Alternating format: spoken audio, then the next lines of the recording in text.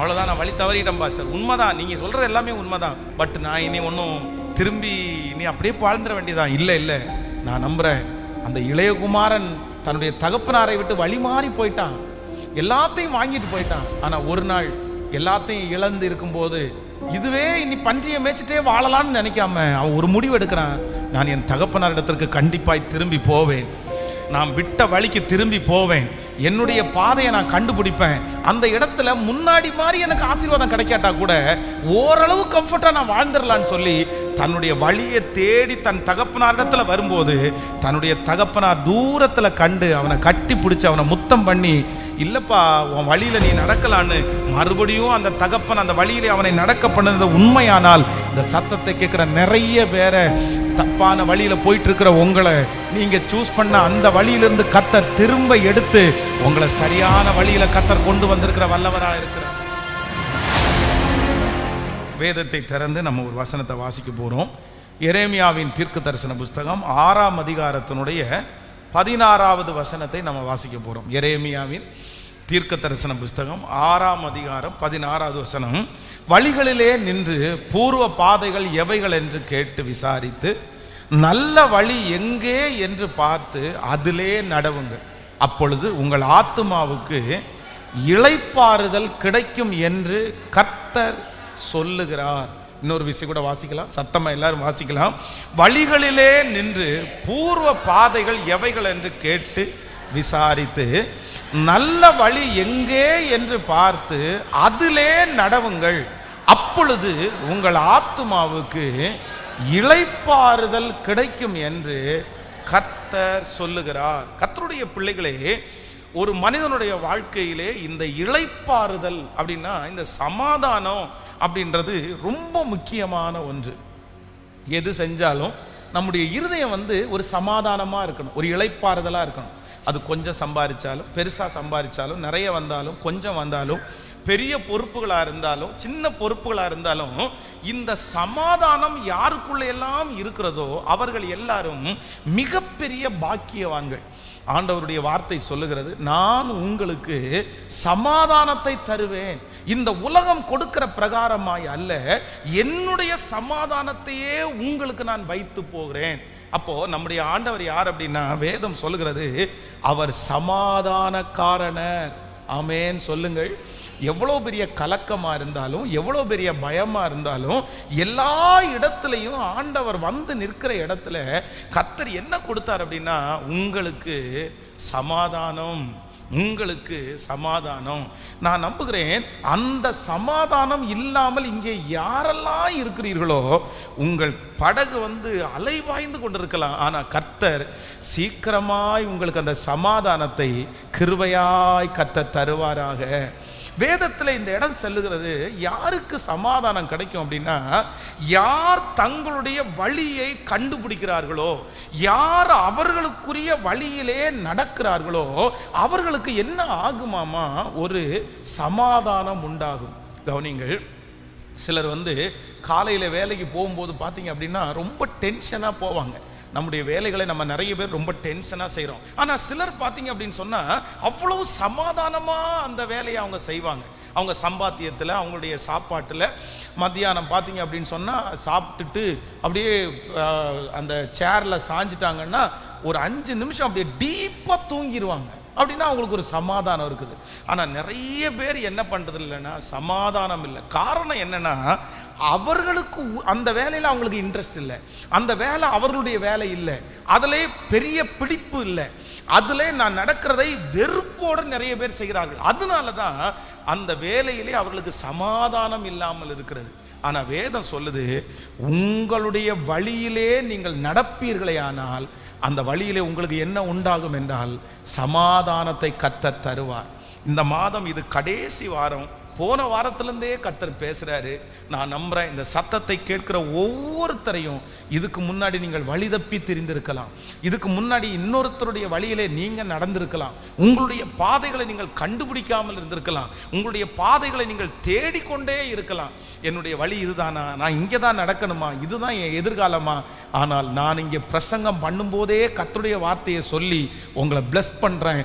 இந்த மாதம் முடிகிறதுக்குள்ளே, இந்த வருடம் முடிகிறதுக்குள்ளே கர்த்தர் உங்கள் அனைவரையும் உங்களுக்குரிய பாதையிலே கர்த்தர் உங்களை கொண்டு போய் நிற்க வைத்து அதிலே உங்களை நடத்தி கர்த்தர் உங்களை சந்தோஷப்படுத்தி, ஆமேன், நீங்கள் சீக்கிரமாய் கண்டுபிடிக்க போகிறீர்கள்.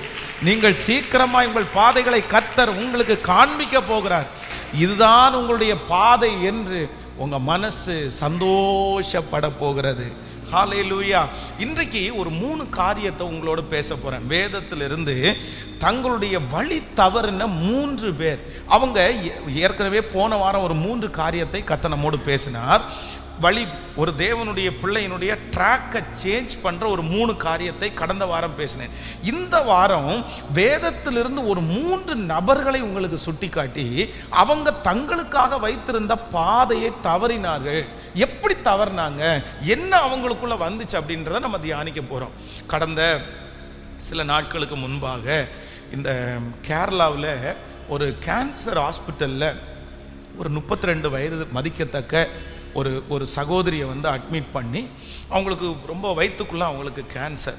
அப்போ அவங்களுக்கு இந்த வயசில் ஏன் இப்படி வந்துச்சு அப்படின்ற ஒரு இது போகுது. அப்போ ஒரு நாள் அவங்க என்னை சந்தித்து அவங்க ரொம்ப அழுது என்கிட்ட பேசினாங்க. என்ன அப்படின்னா, தங்களுடைய வீட்டில் பண கஷ்டம், தன்னுடைய கணவனாருக்கு சம்பளம் குறைவானது, ஆனால் சாப்பாட்டுக்கெல்லாம் ஒன்றும் குறைவில்லை.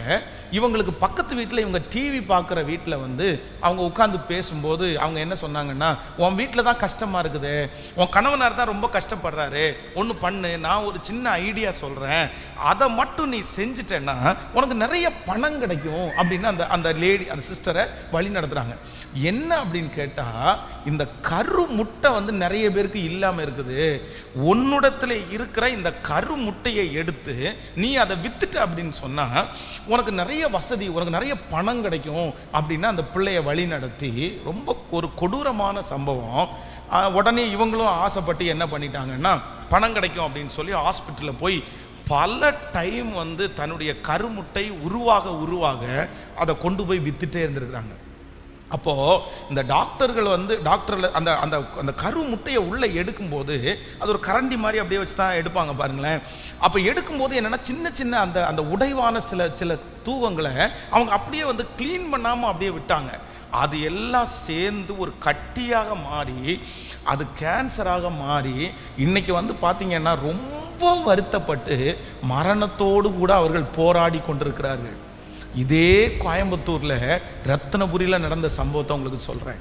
சில 2-3 நாட்களுக்கு முன்பாக ஒரு சகோதரி என்னை சந்தித்தாங்க.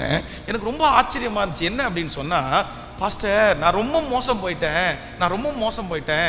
என்ன அப்படின்னு கேட்டால், கடன் பிரச்சனை தாங்க முடியாமல் தன்னுடைய கிட்னியை விற்றா பணம் கிடைக்கும்னு நினச்சி இவங்க போய் ஒரு இடத்துல அப்ரோச் பண்ணியிருக்கிறாங்க.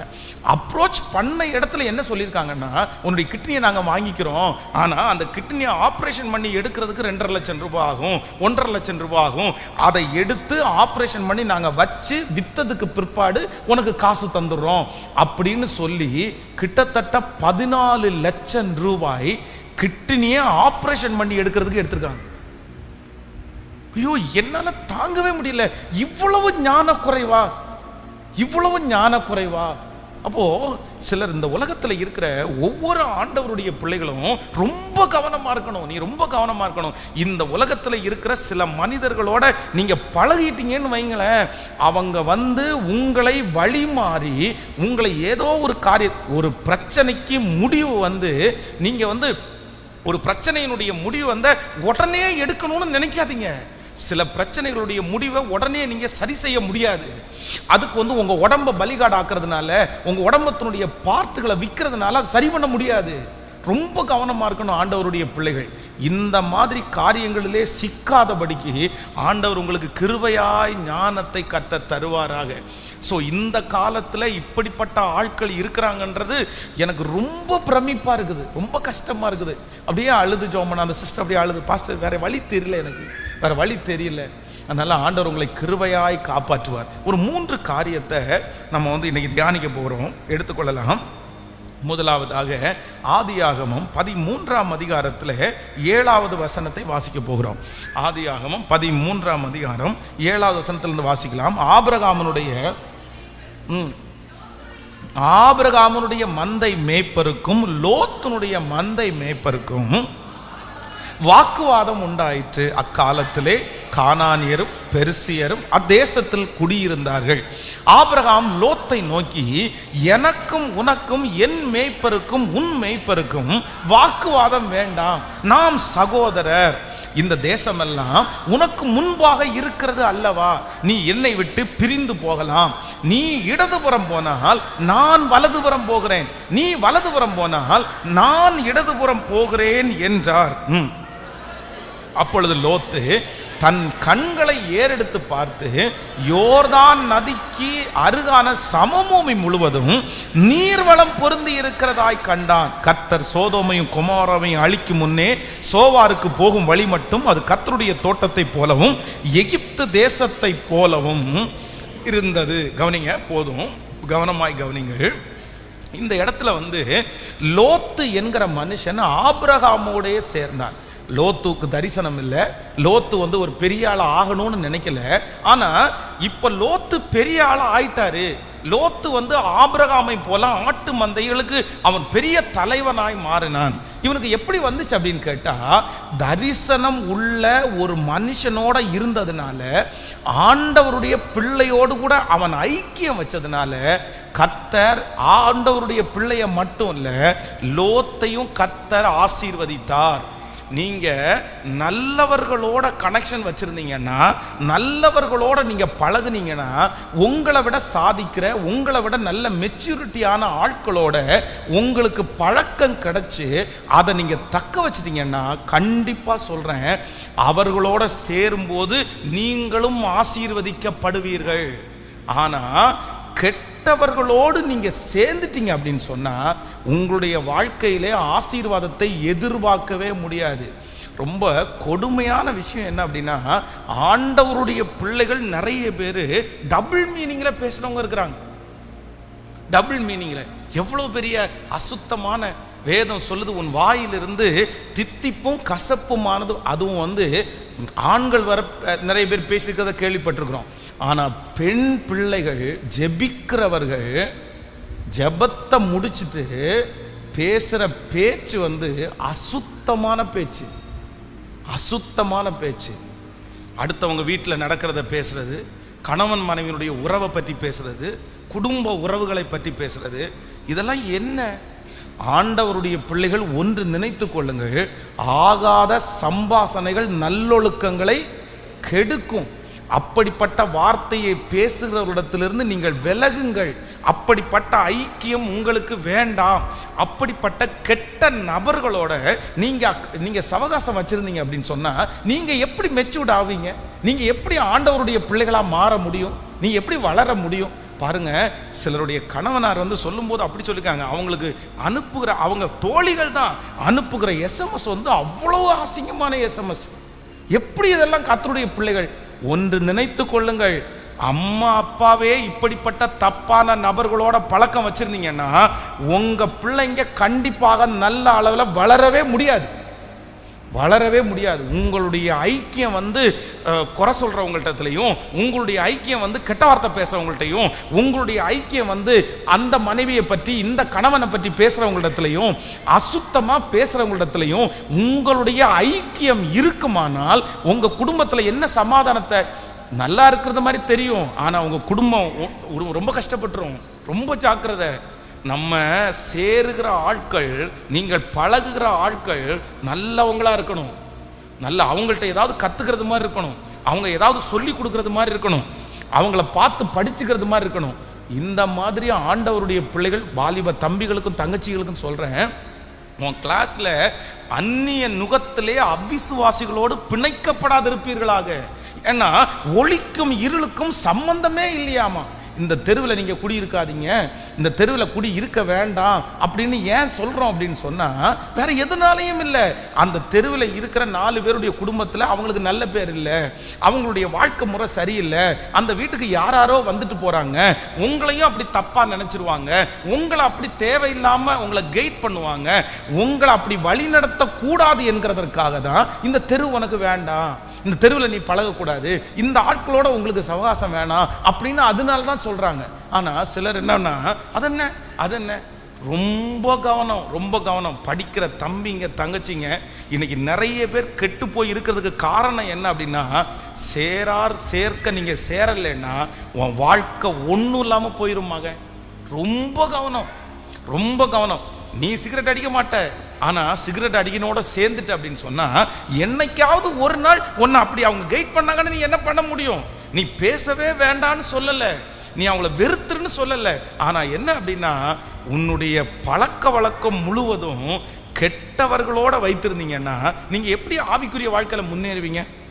ஒரு ஆவிக்குரிய பையனோட நீங்கள் பழக்கம் வச்சுருந்தீங்கன்னா அந்த ஆவிக்குரிய பையன் ஏதாவது ஒரு கஷ்டம் வரும்போது, டே ஜபத்துக்கு போகலாமா, டே ஜெபம் பண்ணலாமா, டே பைபிள் வாட்சியா அப்படின்னு கேட்பான்.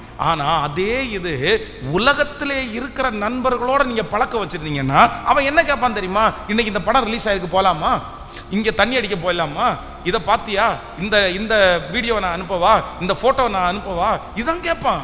வேற என்ன கேட்க முடியும்? ஏன்னா முழுக்க அவன் உலகத்தில் இருக்கிறான். வாலிப தங்கச்சிகளுக்கும் அப்படிதான். உங்களுடைய பழக்கம் எப்படி இருக்குன்னு நினைக்கிறீங்க? வேலைக்கு போகிற அம்மாங்க, வேலைக்கு போகிற அப்பா என்ன மோசம் தெரியுமா? எவ்வளவு சில பெண் பிள்ளைகளை பெற்று வைத்திருக்கிற அம்மாங்க அவ்வளவு மோசமான வார்த்தை, அவ்வளவு மோசமான வார்த்தை. எவ்வளோ அது சர்ச்சில் வந்து உட்கார்ந்துட்டு ஒருத்தங்க சொல்கிறாங்க, அவங்களுடைய எக்ஸ் லவ் அங்கே இருக்கிறாரம்மா. பெண்கள் சிரிக்கிறதுக்காக அல்ல, வருத்தத்தோடு சொல்கிறேன். சர்ச்சில் வந்து உட்காந்துட்டு 15 வருஷத்துக்கு முன்னாடி வால்பாறையில் அவங்க 2 பேரும் ஒரே ஸ்கூலில் படித்தாங்களாமா. 2 பேரும் வந்து ஒருத்தருக்கு ஒருத்தர் ஸ்கூலில் லவ் பண்ணாங்களாமா. அதை எங்கே உட்காந்து சொல்லுங்க? இந்த வயசில் என்னம்மா இது பேச்சு, என்னம்மா இது பேச்சு? அதை சிரிக்கிறதுக்கு 4 பேர், அதை சொல்கிறதுக்கு 4 பேர். ரொம்ப கவனமாக இருங்க, ரொம்ப கவனமாக இருங்க. நீங்கள் ரொம்ப இதே போல பழக்கங்கள் உங்களுக்கு இருக்குமானால் உங்கள் குவாலிட்டியை நீங்கள் இழந்துருவீங்க, உங்கள் வாழ்க்கையை நீங்கள் இழந்துருவீங்க. விளையாட்டல்ல. ஒரு திருச்சபை வந்து இன்றைக்கி சுக்குநூறாய் உடைஞ்சிச்சு. என்ன உடைஞ்சிச்சு அப்படின்னா, ஒன்றும் இல்லை, குறையாய் சொல்லலை, உங்களுக்கு உணர்வுக்காக சொல்லுகிறேன். அந்த பாஸ்டரம்மா வந்து எல்லாரிடத்துலையும் அடித்து பேசுகிறது அந்த பாஸ்டரம்மாவுக்கு வழக்கம். சும்மா போனால் பசங்களை தோளில் தட்டிட்டு நான் எப்படா இருக்க அப்படின்னு பேசுகிறது வழக்கம். அது சும்மா எல்லார்ட்டையுமே அவங்க அப்படி தான் பேசுவாங்க, அப்படி பண்ணுவாங்க. ஒரு நாள் புதிதாய் வந்திருக்கிற ஒரு பையன் ஒரு 2-3 மாதமாக சர்ச்சுக்கு வந்துட்டு இருக்கிறான். இவங்க எல்லாரையும் தோளை தட்டி ஹாய் ஹலோ அப்படின்னு பேசுறதுனால அவனும் ஒரு நாள் போய் போகும்போது தெரியும், இவங்களுடைய தோளை தட்டிட்டு என்ன ஹாய் அப்படின்னு பேசினதை எல்லாரும் பார்த்துட்டாங்க. இந்த ஒரு சின்ன விஷயம் புகஞ்சு புகஞ்சு புகஞ்சு பெருசாக மாறி அந்த திருச்சபையே உடைகிற அளவிற்கு கொண்டு போய் விட்டுருச்சு. உடஞ்சிருச்சு, அது உடஞ்சிருச்சு. ரொம்ப ஜாக்கிரதை, ரொம்ப ஜாக்கிரதை. நம்ம யாரிடத்துல சேர்றோம் அப்படின்றதுல ரொம்ப கவனமாக இருக்கணும், ரொம்ப கவனமாக இருக்கணும். இல்லை அப்படின்னா உங்களுடைய வாழ்நாள், இந்த பெண் பிள்ளைகளை வளர்த்துக்கிற அம்மா அப்பா அடிக்கடி சொல்கிறேன், ஞானமாக இருங்க, ஞானமாக இருங்க. உங்களுடைய பிள்ளைகள் நல்லவர்கள் தான், நீங்கள் வீட்டுக்குள்ளே கூட்டிகிட்டு வருகிற பசங்க நல்ல பசங்க தான், எல்லாரும் நல்லவங்க தான். ஆனால் சத்துரு எப்போ எங்கே யாருக்குள்ள எப்படி புகுவான்னு சொல்லுங்க. ஒரு லிமிட்டு தாண்டினதற்கு பிறகு அதை கண்ட்ரோல் பண்ணணும்னு நினைச்சா சொல்லுங்க, உங்களால் முடியாது, உங்களால் முடியாது. இதை கண்ணும் கருத்துமாய் தான். இந்த உலகம் அவ்வளவு மோசமான உலகமாக இருக்குது. அதனால் ஆண்டவர் உங்களுக்கு கிருபை தருவார். என்ன கிருபை தருவார்னா, உங்கள் பிள்ளைகளை பாதுகாப்பாய் வளர்க்கக்கூடிய கிருபையை கர்த்தர் கிருபையாய் தருவாராக. ஆமேன் சொல்லுங்கள். கைகளை அசைத்து ஒரு ஹல்லேலூயா சொல்லுங்க. ஆமேன். இந்த உலகத்திலே நாசியிலே சுவாசம் இருக்கிற எந்த மனுஷனையும் நம்ம என்ன பண்ண முடியாது, நம்பவே முடியாது. நான் அதுக்காக எல்லாரையும் சந்தேகப்படணும்னு சொல்லலை, ஆனால் ரொம்ப கவனமாய் வாழ கர்த்தர் உங்களுக்கு கிருபை தருவார். அப்போது இந்த லோத்து ஆபிரகாமோடு இருக்கும்போது பார்த்தீங்க அப்படின்னா அவன் தரிசனம் உள்ளவன் அல்லவா, அவன் நல்ல ஆடு மந்தைகள் மாட்டு மந்தைகள் பெருகுது அல்லவா. அவனை பார்த்தோன்னே இவனுக்கும் தரிசனம் வருது, நம்மவும் ஒரு 4 ஆடு வாங்கி விடணும், நம்மவும் பெருக பண்ணணும், நம்மவும் நல்ல நிலைமைக்கு வரணும். அவனை பார்த்தே இந்த லோத்து ஒரு மிகப்பெரியவன் ஆனான். அவர்களுக்கும் இவர்களுக்கும் வாக்குவாதம் வருகிற அளவிற்கு அவன் பெரியவனானான். ஆனால் இப்போ என்ன அப்படின்னு சொன்னால், கரெக்டான ட்ராக்ல போயிட்டு இருந்த இந்த லோத்துவுக்கு இங்கே ஒரு பெரிய சவால், ஒரு பெரிய பரீட்சை வருகிறது. இவங்க 2 பேருக்கும் சண்டை வந்தோடனே இவங்க 2 பேரும் என்ன நினைக்கிறாங்க அப்படின்னா, சரி பிரிஞ்சிடலாமா அப்படின்னு நினைக்கிறாங்க. உடனே ஆபிரகாம் சொல்லுகிறார், நீ வலதுபுறம் போனால் நான் இடதுபுறம் போகிறேன். இப்போ லோத்து தன்னுடைய கண்களை ஏறெடுத்து பார்க்கும்போது சோதோம் குமோரா போகிற அந்த வழி அவனுக்கு ரொம்ப பிடிச்சிட்டு பசுமையா இருக்கிறதுனால, தன்னுடைய கண்களினாலே விழுந்ததுனால தன்னுடைய வழியை விட்டு இன்னொரு வழியை அவன் தெரிந்து கொண்டான். நம்பர் 1, கவனமாக கவனிங்க. உங்களுடைய ட்ராக்கை மாற்றுகிற 4வது மிகப்பெரிய ஆயுதம் என்ன அப்படின்னு சொன்னால், உங்களுடைய கண்களுக்கு இனிமையாய் தோன்றுகிற சில காரியங்கள் நீங்கள் போகிற பாதையை விட்டு உங்களை என்ன பண்ணும் அப்படின்னு சொன்னால், உங்களை வழி விலக பண்ணிவிடும். என் கண்களோடு நான் உடன்படிக்கை பண்ணணும், என் கண்களை நான் சரியாய் பார்த்துக்கணும். கவனிங்க, இந்த கண்ணானது சரீரத்தின் விளக்காய் இருக்கிறது.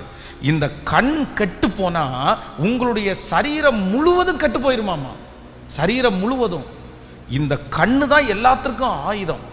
உங்களுடைய சரீரத்திலே வருகிற ஆசீர்வாதங்கள், உங்க சரீரத்திலே வருகிற நன்மைகள், இதுக்கு எல்லாத்துக்குமே காரணம் யார் அப்படின்னா இந்த கண்.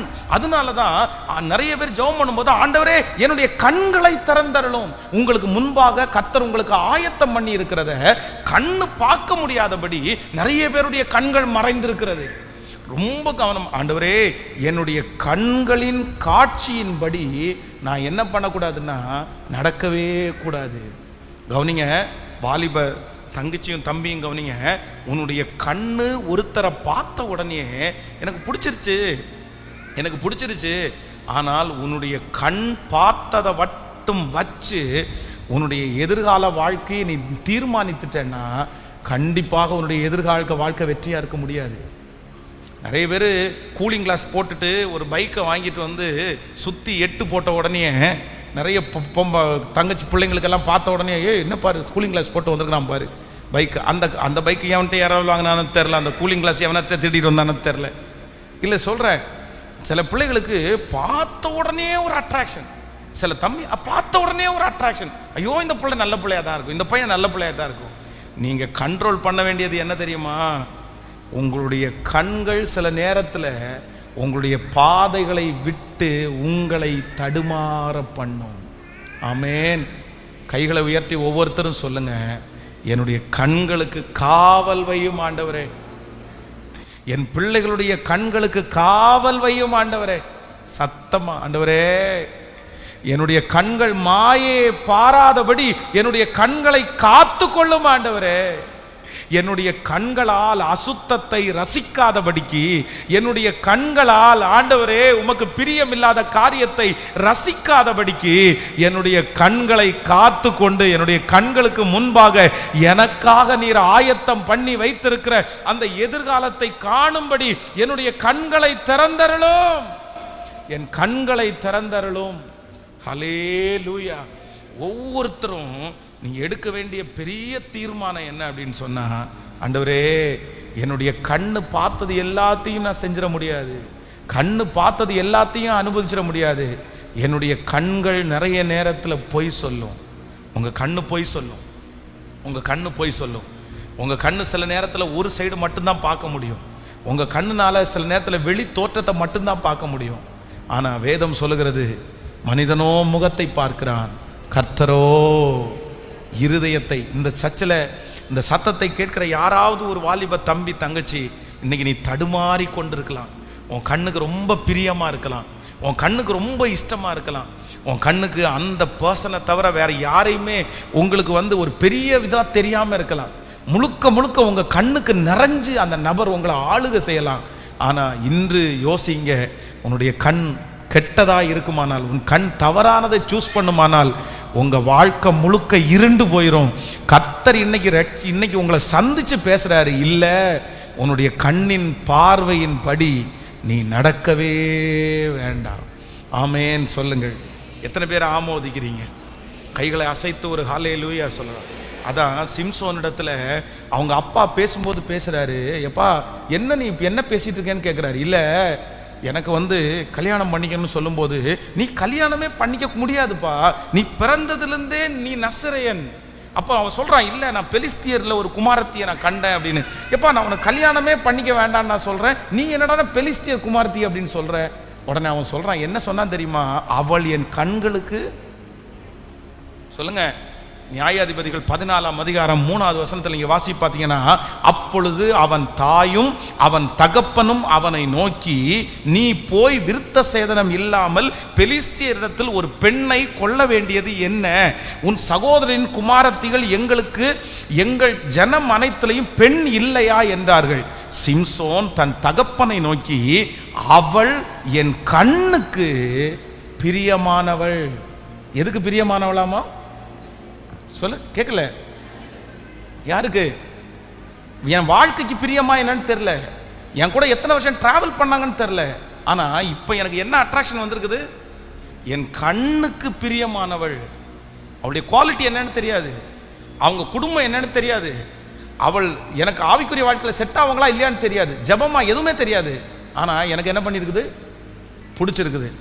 இந்த சிம்சோனுடைய முடிவை வேதத்தில் வாசிச்சு பார்த்தீங்க அப்படின்னு சொன்னா, அவனுக்கு விரோதமானவர்கள் பிடித்து அவனுடைய கையில் ஒரு அடி கொடுத்துருந்தா தாங்கியிருப்பான், காலில் அடிச்சிருந்தா அவன் தாங்கியிருப்பான், அவ்வளோ பெரிய பலசாலி. ஆனால் எதை பிடுங்கினாங்க தெரியுமா? முதல்ல எதிரிகள் வந்த உடனே அவனுடைய 2 கண்ணையும் பிடுங்கிட்டாங்க. 2 கண்ணையும் பிடுங்கிட்டாங்க. நம்முடைய கண்களில் ரொம்ப ஜாக்கிரதையாக இருக்கணும், ரொம்ப ஜாக்கிரதையாக இருக்கணும். உன்னுடைய சரீரத்தை கெடுத்துருப்பா, உன்னை அழிச்சிருப்பா, உன்னை சூனியமாக்கிரும், உன்னை எதுவும் செய்ய விடாமல் தடுத்துரும். உன் கண்ணுக்கு முன்னாடி நிறைஞ்சு அந்த இச்சை தான் வரும், அந்த அசுத்தம் தான் வரும். இன்னைக்கு ஒரு தீர்மானம் எடுங்க, இன்னைக்கு ஒரு ஒப்பு கொடுங்க. என் கண்களினால இனி நான் அசுத்தத்தை பார்க்க மாட்டேன், தேவையில்லாததை ரசிக்க மாட்டேன். கர்த்தருக்கு மிகுந்த கிருபை உங்களுக்கு தருவாராக. அல்லேலூயா. பெரியவர்களும் அப்படித்தான், பெரியவர்களும் அப்படிதான். அதான் நீங்கள் பார்க்குற பார்வை, நீங்கள் பார்க்குற படங்கள், நீங்கள் பார்க்குற பிக்சர்ஸ் பல வருடங்கள் உங்களுடைய மைண்டில் அழியாததாக இருக்கும். உங்களுடைய கண்ணை ரொம்ப கவனமாக வச்சுக்கணும், ரொம்ப ஏன்னா இல்லைன்னா மாயை உங்களை கண்ணை அடைச்சிரும். ஜெபிக்கலாமா? உங்களுடைய கண்களில் கைகளை வைத்து கூட ஜெபம் பண்ணுங்க. ஆண்டவரே, என் கண்களுக்கு காவல் வையும் ஆண்டவரே, என் உதடுகளின் வாசலை காத்து கொள்ளும் ஆண்டவரே. சங்கீதக்காரன் ஜெபித்தது போல ஜெபம் பண்ணுங்க. ஆண்டவரே, ஆண்டவரே, ஆண்டவரே, ஆண்டவரே, ஆண்டவரே, ஆண்டவரே, ஆண்டவரே, இந்த கண்களில் ஒரு பரிசுத்தத்தை கொடுங்க ஆண்டவரே. எங்க கண்களில் ஒரு பரிசுத்தத்தை கொடுங்க ஆண்டவரே. எங்க கண்களில் ஒரு பரிசுத்தத்தை கொடுங்க ஆண்டவரே. எங்களுடைய கண்கள் உம்மை நோக்கட்டும் ஆண்டவரே. எங்களுடைய கண்கள் நேராய் நோக்கட்டும் ஆண்டவரே. தீயனை எதையுமே நாங்க பார்க்க கூடாது ஏசப்பா. ராஜா, இந்த ஆண்டு நாங்கள் முடிக்கும் போது எங்களுடைய கண்களில் ஒரு பரிசுத்தத்தோட இந்த வருஷத்தை முடிக்கணும். அதற்கு பரலோகத்தின் தேவனாகிய கர்த்தர் எங்களுக்கு ஒரு இரக்கத்தை பாராட்டுவீராக. எங்க கண்கள் உம்முடைய கிருபையினால் நிரம்பட்டும் ஆண்டவரே. எங்க கண்கள் உம்மை பார்க்கட்டும் ஆண்டவரே. நீர் எங்களுக்கு ஆயத்தம் பண்ணியிருக்கிற அந்த தரிசனத்தை பார்க்கட்டும் ஆண்டவரே. என் கண்களை உமக்கு நேராக திறந்தருளும் ஆண்டவரே, திறந்தருளும் ஆண்டவரே. கர்த்தர் நல்லவர், கர்த்தர் நல்லவர். ஹல்லேலூயா. சங்கீதக்காரனாகிய தாவீது அவ்வளவு நல்ல மனுஷனா இருந்தாலும், அவ்வளவு இருதயத்துக்கு ஏற்ற தாசனா இருந்தாலும், ஒரே ஒரு பார்வை, ஒரே ஒரு தப்பான பார்வை, ஒரே ஒரு நபரை தன்னுடைய கண்களால் ரசித்த அந்த விஷயம் அவனை எங்க வரைக்கும் கொண்டு போய் விட்டுச்சுன்னா, அவனை கொலகாரனா மாத்திருச்சு, அவனை கொலகாரனா மாத்திருச்சு. பாருங்க, படிக்கிற பிள்ளைங்க 8th 7th படிக்கிற பசங்க 2 ரவுடி கோஷ்டிக்குள்ள சண்டை வருதுன்னா, படிக்கிற அந்த பசங்கள்கிட்ட ஏன்டா இப்படி சண்டை போறீங்கன்னு கேட்டா, ஒரு பொண்ணுக்காக 2 பேரும் அடிச்சுக்குவாங்க. ஆமா, இந்த கேங்கில் இருக்கிற லீடர் வந்து அந்த பிள்ளைய வந்து நேசிப்பான், இந்த கேங்கில் உள்ள லீடர் அந்த பிள்ளைய நேசிப்பான். இவங்க 2 பேருக்கும் அப்படி எத்தனை சம்பவங்களை நான் இப்போ டீல் பண்ணியிருக்கேன் தெரியுமா?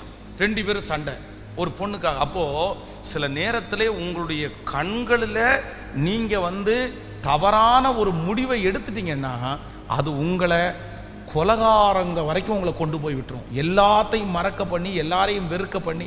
பாருங்க, நான் தான் பார்த்து நேசிச்ச ஒரு பையனுக்காக அப்பாவை தூக்கி போடுற பிள்ளைங்க, அம்மாவை தூக்கி போடுற பிள்ளைங்க எத்தனை பேர் இருக்காங்க. அவ்வளவு பாசமுள்ள பிள்ளைங்க. அப்பாவுடைய காலில் சுற்றி சுற்றி வர்ற பிள்ளைங்க, அம்மாவை அப்படியே பின்னாடி முந்தானியை பிடிச்சிட்டே போகிற பிள்ளைங்க. ஒரு நபரை பார்த்து அதை பிடிச்சிச்சு அப்படின்னு சொன்னால் தன்னுடைய கண்ணை ஜெயிக்க முடியாதனால அப்பாவை அம்மாவை தூக்கி வீசுகிற எத்தனை பிள்ளைங்க இருக்காங்க தெரியுமா? ரொம்ப ஜாக்கிரதைப்பா, ரொம்ப ஜாக்கிரதை. ஆண்டவர் உன்னை கிருபையாய் நடத்துவாராக. கைகளை அசைத்து ஒரு ஹல்லேலூயா சொல்லலாம். எத்தனை பேர் ஆமோதிக்கிறீர்கள்? அதே போல் உங்களுடைய வீடுகளிலையும் அப்படிதான். நீங்கள் பார்க்குற பார்வையில் உங்களுடைய ரொம்ப கவனமாக இருக்க ஆண்டு உதவி செய்வார். நம்பர் 2, இரண்டாவதாக வேகமாய் ஒரு காரியத்தை கூட வாசிக்கலாம். நீங்கள் இன்னொரு அதிகாரத்தை வாசிப்போம். மத்தேயு எழுதின சுவிசேஷம். ஆமென். மத்தேயு எழுதின சுவிசேஷம் 26ஆம் அதிகாரத்தினுடைய 47வது வசனத்தை வாசிக்க போகிறோம். மத்தேயு எழுதின சுவிசேஷம் 26ஆம் அதிகாரம் 47வது வசனம். அவர் இப்படி பேசுகையில் 12 ஒருவனாகிய யூதாஸ் காரியோத் வந்தான். அவனோட கூட பிரதான ஆசாரியரும் ஜனத்தின் மூப்பரும் அனுப்பின திரளான ஜனங்களும் பட்டயங்களையும்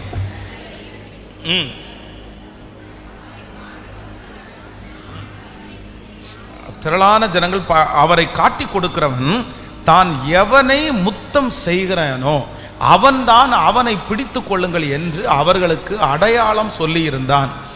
உடனே அவன் இயேசுவினிடத்தில் வந்து ரபி வாழ்க என்று சொல்லி அவரை முத்தம் செய்தான். இயேசு அவனை நோக்கி சிநேகிதனே என்னத்திற்காக வந்திருக்கிறாய் என்றான். அப்பொழுது அவர்கள் கிட்ட வந்து இயேசுவின் மேல் கை போட்டு அவரை பிடித்தார்கள். கவனிங்க ஆண்டவருடைய பிள்ளைகளே, இந்த இடத்துல இந்த முழு உலகத்திற்கும் ஆண்டவருடைய பெரிய சுவிசேஷத்தை கொண்டு போகிறதற்கு ஆண்டவருக்கு அடுத்தபடியாய் கர்த்தர் 12 பேரை ஆண்டவர் தெரிந்து கொண்டார். அந்த 12 பேரையும் ஆண்டவர் விசேஷப்படுத்தினார். தன்னோடு வைத்திருக்கவும் தன்னுடைய ஊழியத்தில் தான் கூட டிராவல் பண்ணுறதுக்கும் ஆண்டவர் 12 பேரை செலக்ட் பண்ணுறார்.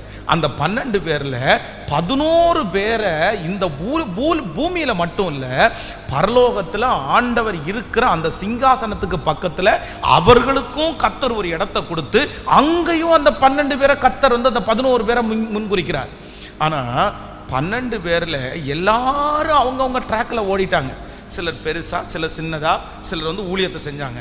ஆனால் அந்த 12 பேர் இருக்க வேண்டிய இடத்துல ஒரே ஒருத்தன் மட்டும் தள்ளப்பட்டான். யூதாஸ் காரியோத்து மட்டும் அந்த தரிசனத்துக்குள்ள வரவே இல்லை. கர்த்தரவனை அழைச்சார், கர்த்தரவனை சொல்லி கொடுத்தார், ஆண்டவரோட நடந்தான். ஆனால் அந்த பாக்கியத்தை இழந்துட்டான். என்ன இந்த இடத்துல இந்த மனுஷன் இந்த பாக்கியத்தை இழக்கிறதுக்கு காரணம் என்ன அப்படின்னு சொன்னா, நான் என்ன நம்புறேன்னா, இந்த யூதாஸ் காரியத்திற்கு ரொம்ப விளையாட்டு அப்படின்னா சில காரியத்தை ரொம்ப அசால்ட்டா நினைக்கிறதுல அவன் ஒரு பெரிய விஷயம், அது ஒரு அசால்ட்டா நினைக்கிறது அப்படின்னு சிலர் சொல்லுவாங்கல்ல, அது என்ன பெரிய விஷயம், அது என்ன பெரிய விஷயம் அப்படின்னா, ஆண்டவரை கூட்டி கொடுக்கணும், ஆண்டவரை காமிச்சு கொடுக்கணும், ஆண்டவரை அடிப்பாங்க, உதைப்பாங்க, ஆண்டவரை சிலுவையில் அறைவாங்க. இந்த மாதிரி நினைச்சு இந்த யூதாஸ் காரியோத்து அவரை காட்டி கொடுக்கவே இல்லை. என்னன்னா, ஆண்டவரை உப்பரியின் மேலே மலைக்கு மேலே கொண்டு தள்ள பார்த்தாங்க, இயேசு தப்பிச்சு வந்தாரு. அங்கே அடிக்கிறதுக்கு அத்தனை பேர் கூடுனாங்க, இயேசு தப்பிச்சு வந்தாரு. ஆண்டவர் எங்கே போனாலும் தப்பிச்சு வருவார். இப்போ நான் ஆண்டவரை பிடிச்சு கொடுத்தா கூட ஆண்டவர் ஈஸியா என்ன பண்ணுவாரு, தப்பிச்சு வந்துருவாரு. எனக்கு பணமும் கிடைக்கும், ஆண்டவரும் வந்துருவாரு. அப்போ அவ்வளோ ஆண்டவர் இடையில சொல்றாரு, என்னை காட்டி கொடுக்கிறவன் பிறவாமல் இருந்தால் நலமா இருக்கும் அப்படின்னு சொல்றாரு. ஆனா அப்ப கூட உணர்வு வரல, அதென்ன பெரிய விஷயம், ஆண்டவர் தப்பிச்சு வந்துருவாரு. நம்பர் 2, இரண்டாவதாக உங்க வாழ்க்கையில உங்களுடைய ட்ராக்கை மாத்திர ஒரு மிகப்பெரிய ஆயுதம் என்ன அப்படின்னு சொன்னா, சில விஷயத்தை நீங்க அசால்ட்டா எடுத்துட்டீங்கன்னா அதன் நிமித்தம் வருகிற ஆபத்தை நீங்கள் சந்திக்க வேண்டியதா இருக்கும். கவனிங்க, சீரியஸா எடுக்க வேண்டிய விஷயத்தை என்னதான் பண்ணணும் சொல்லுங்க. பக்கத்துல கையை பிடிச்சு சொல்லுங்க, எல்லாத்துலயும் விளையாட்டுத்தனம் பண்ணாதீங்க. சொல்லுங்க, எல்லாத்துலேயும் விளையாடாதீங்க. எல்லாத்துலேயும் விளையாடுனா நீங்க ஆபத்தில் சிக்கிருவீங்க. ஆமென்.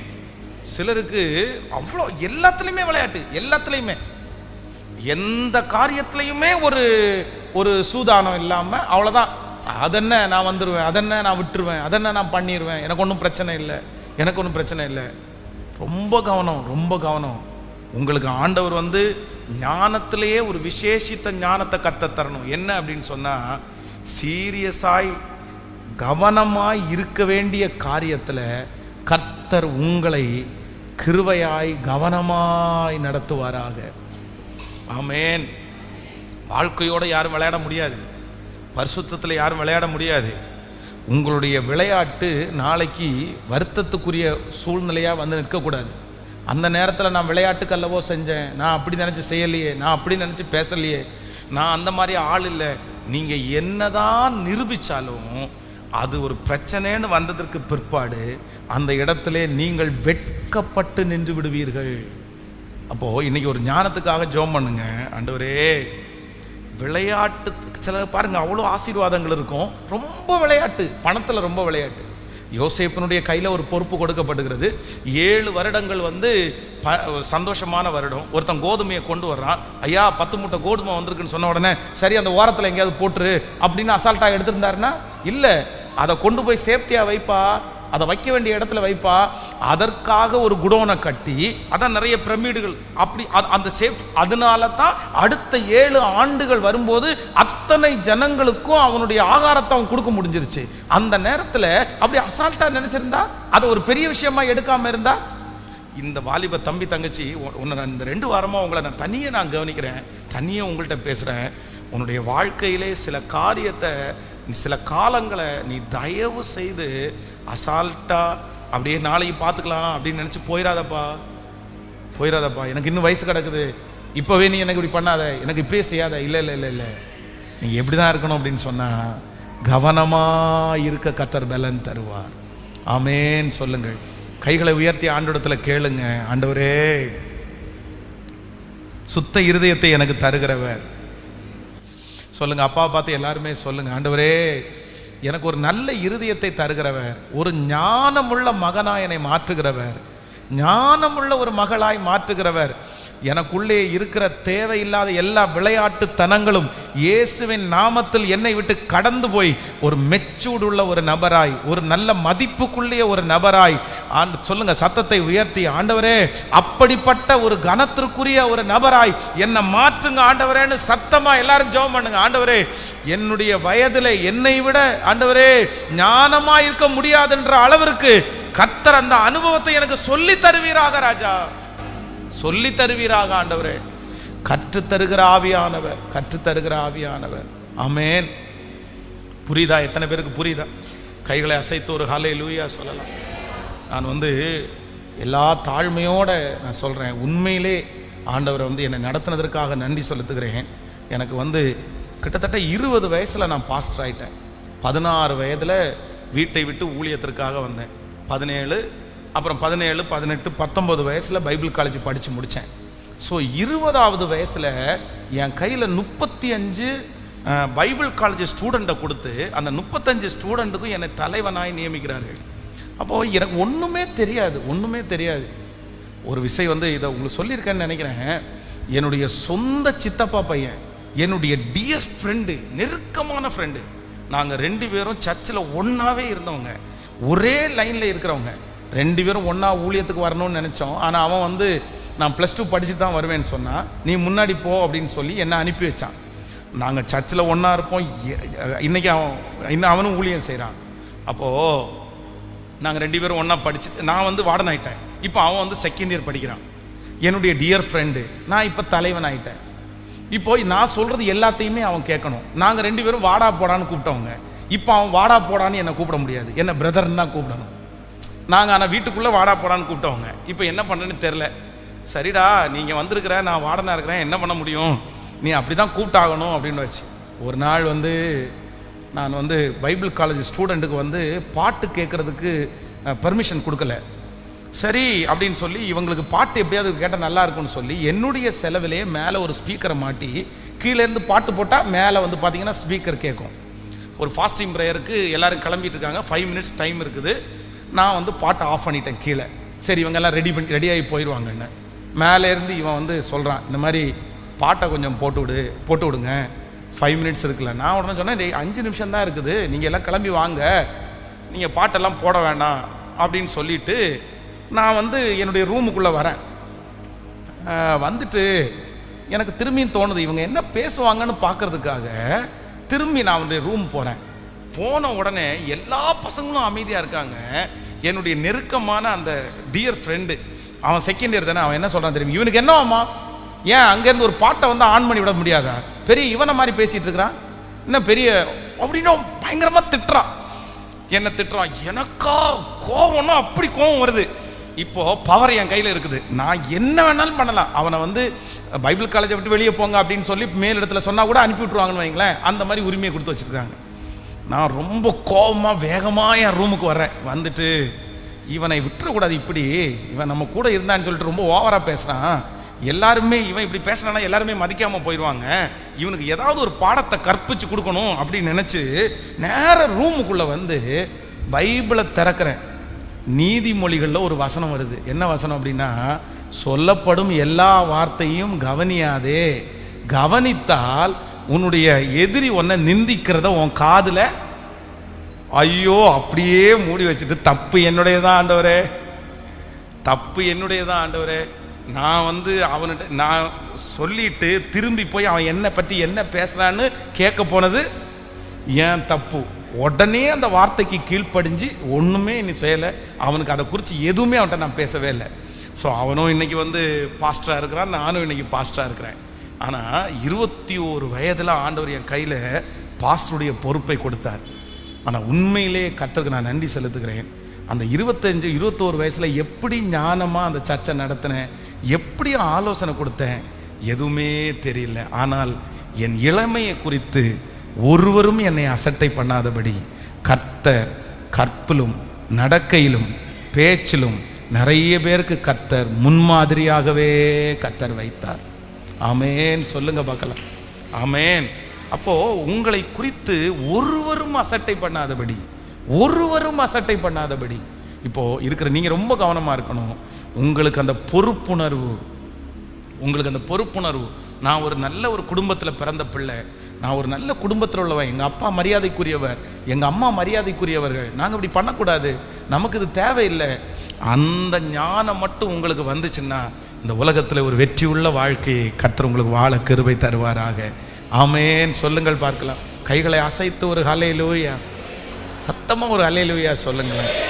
எல்லாரும் ஆண்டவரிடத்தில் கேளுங்க, ஆண்டவரே எனக்கு ஒரு கிருபை தாங்க. என்னன்னா, எனக்கு நான் எப்படி இருக்கணும் அப்படின்னா, உங்களை பார்க்கும்போது நிறைய பேருக்கு இந்த வயசில் இவங்களுக்கு இவ்வளோ பெரிய ஞானமா அப்படின்னு சொல்கிற அளவிற்கு கர்த்தர் உங்களை ஞானத்தில் சிறந்திருக்க கர்த்தர் செய்வாராக. ஆமேன். கர்த்தர் இந்த ஜெபத்தில் இருக்கிற நிறைய அம்மா அப்பா வருத்தப்படலாம், என் பிள்ளைக்கு திருமணம் பண்ணி வச்சு கூட இன்னும் ஒரு எண்ணம் வரல பாஸ்டர், இன்னும் விளையாட்டு பிள்ளையாவே இருக்கிறான், இன்னும் விளையாட்டு பிள்ளையாவே அவள் இருக்கிறா, இன்னும் வந்து அந்த சீரியஸ்னஸே வரல. ஆனால் நான் நம்புகிறேன் கர்த்தர் இந்த செய்தியை கேட்டுக்கொண்டு இருக்க அந்த ஒரு உணர்வுள்ள இருதயத்தை கர்த்தர் தருவாராக, அந்த சீரியஸ்னஸை கர்த்தர் தருவாராக, அந்த விளையாட்டு தனங்களை கர்த்தர் எடுத்து போட்டு ஒரு புருஷனுக்குரிய கிருபையை, ஒரு மனைவிக்குரிய கிருபையை கர்த்தர் கிருபையாய் தருவாராக. ஆமேன், சொல்லுங்கள். நான் இளைஞனாக இருக்கும்போது இளைஞனை போல பேசினேன், அவங்கள போல நடந்தேன். ஆனால் நான் இப்போ முதிர் வயதுள்ளவன் ஆகும்போது எதை மறந்துட்டேனாமா சொல்லுங்க? இளம் வயதிலே இருக்கிறத மறந்துட்டேன். நான் இப்போ புருஷன் ஆயிட்டேன், நான் இப்போ ஒரு சூழ்நிலைக்கு வந்துட்டேன். அப்போது ஒரு ஏஜ் தாண்டினதற்கு பிறகு தகப்பனார் எப்படி இருக்கணும்? தகப்பனார் மாதிரி இருக்கணும். தாயார் கேட்கல சத்தமாக சொல்லுங்க. ஆமாம், ஒரு ஏஜ் தாண்டதுக்கு அப்புறம் சின்ன பையனை மாதிரி கூலிங் கிளாஸ் போட்டு சும்மா ஃபேன்சிக்கு ஒரு நாளைக்கு வேணா ஆசைக்கு போட்டு பார்க்கலாம், தப்பில்லை, அது ஒன்றும் தவறில்லை. ஆனால் என்னைப்பார் என்ன அழகைப்பார் அப்படின்னு வந்துட முடியாது. புரியுதுல? அம்மாங்களும் அப்படிதான், ஒரு ஏஜுக்கு ஒரு இது ஓகே, ஒன்றும் பிரச்சனை இல்லை. ஆனால் நீங்கள் பாட்டி ஆனதுக்கு அப்புறம் என்ன பாட்டினே கூப்பிடக்கூடாதுன்னு சொன்னா, என்ன பாட்டின்னு கூப்பிடாத, என்ன ஆன்டின்னு கூப்பிடு அப்படின்னா, இது என்ன அர்த்தம்னு தெரில. பாட்டியை பாட்டின்னு தான் கூப்பிட முடியும், ஆன்டின்னு தான் கூப்பிட முடியும், அக்காவை அக்கான்னு தான் கூப்பிட முடியும், நிறைய பேருக்கு ஆன்ட்டின்னு கூப்பிட்றது கூட பிடிக்காது. என்ன எதுக்கு ஆன்ட்டின்னு கூப்பிட்ற, என்ன அக்கான்னு கூப்பிடு. அதுவும் இப்போ ஒரு பெரிய ஸ்டைல் வந்திருக்கு, என்னென்ன பேர் சொல்லி கூப்பிட்றது மாதிரி. ஒரே அடியா யாரையுமே மதிப்பு கொடுத்தெல்லாம் பேசுறதில்ல, அப்படின்னா பேர் சொல்லி.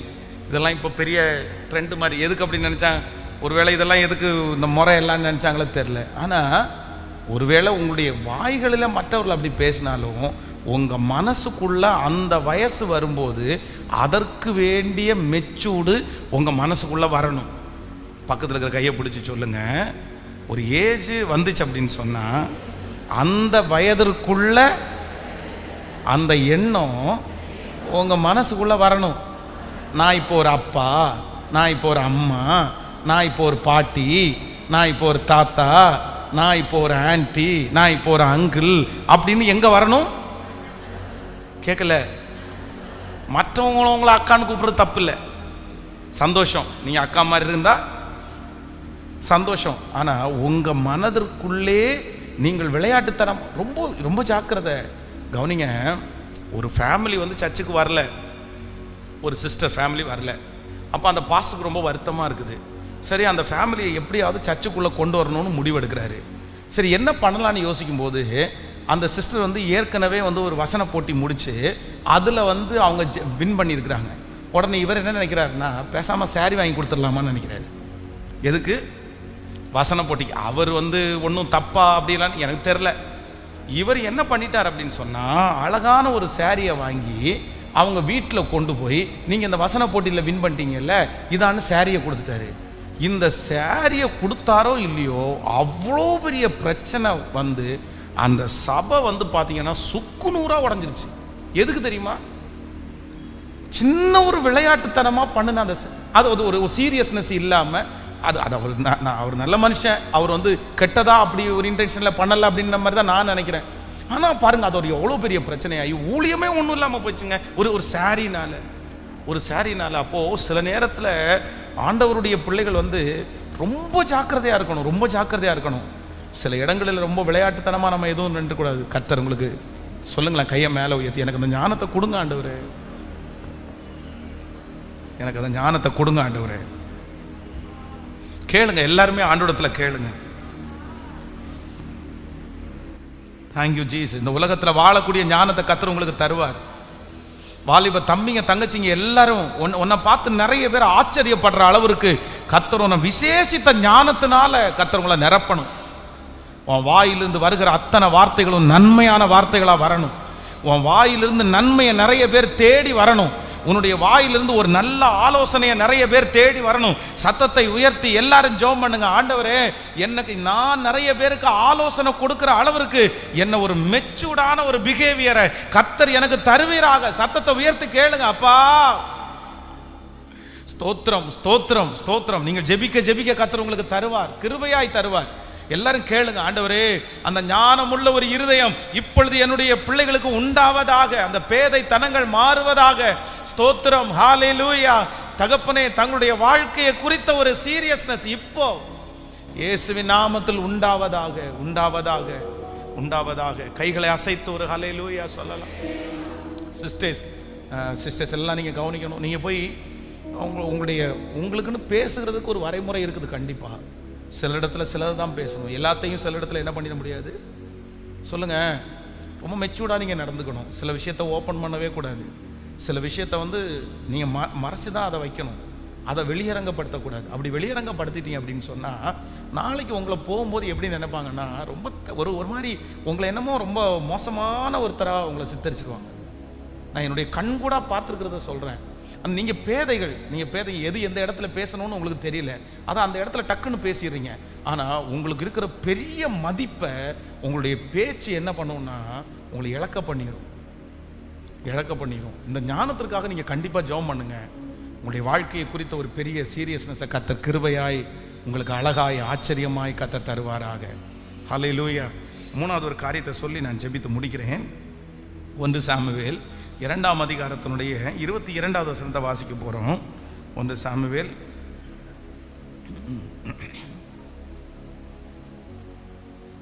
ஆமென். ஏலி மிகுந்த கிழவனாக இருந்தான். அவன் தன் குமாரர் இஸ்ரவேலுக்கெல்லாம் செய்கிற எல்லாவற்றையும் அவர்கள் ஆசரிப்பு கூடாரத்தின் வாசலிலே கூட்டம் கூடுகிற ஸ்திரீகளோட சயனிக்கிறதையும் கேள்விப்பட்டு அவர்களை நோக்கி, நீங்கள் இப்படிப்பட்ட காரியங்களை செய்கிறது என்ன? இந்த ஜனங்கள் எல்லாரும் உங்கள் பொல்லாத நடக்கைகளை சொல்ல கேட்கிறேன். என் குமாரரே வேண்டாம், நான் கேள்விப்படுகிற இந்த செய்தி நல்லதல்ல. கர்த்தருடைய ஜனங்கள் மீறி நடக்கிறதற்கு காரணமாய் இருக்கிறீர்களே. மனுஷருக்கு விரோதமாக மனுஷன் பாவம் செய்தால் நியாயாதிபதிகள் அதை தீர்ப்பார்கள். ஒருவன் கர்த்தருக்கு விரோதமாய் பாவம் செய்தானாயில் அவனுக்காக விண்ணப்பம் செய்யத்தக்கவன் யார் என்றான். அவர்களோ தங்கள் தகப்பன் சொல்லை கேளாமற் போனார்கள். அவர்களை சங்கரிக்க கர்த்தர் சித்தமானார். ஆமென். மூணாவது, இந்த ஏலியின் பிள்ளைகள் வேதம் சொல்லுகிறது அவங்களுக்குரிய ட்ராக்கை மாறிட்டாங்க. அவங்களுடைய ட்ராக் அவங்கள விட்டு போயிடுச்சு. காரணம் என்ன அப்படின்னு சொன்னால், வேதம் சொல்லுகிறது ஆலயத்திலே பலியிட வந்தவர்களுடைய பலியை அவங்க என்ன நினச்சாங்கன்னா அற்பமாக நினைக்கிற அளவுக்கு நடந்தாங்களாம். நீங்கள் அந்த வசனத்தை வாசிக்க முடியும். தேவாலயத்திலே பலியிட வந்தவர்கள் கர்த்தருக்கு செலுத்தப்படுகிற பலியை அவர்கள் அசுத்தமாக நினைச்சாங்க. காரணம் என்னன்னா, அந்த அளவிற்கு இவர்களுடைய பொல்லாத நடக்கை.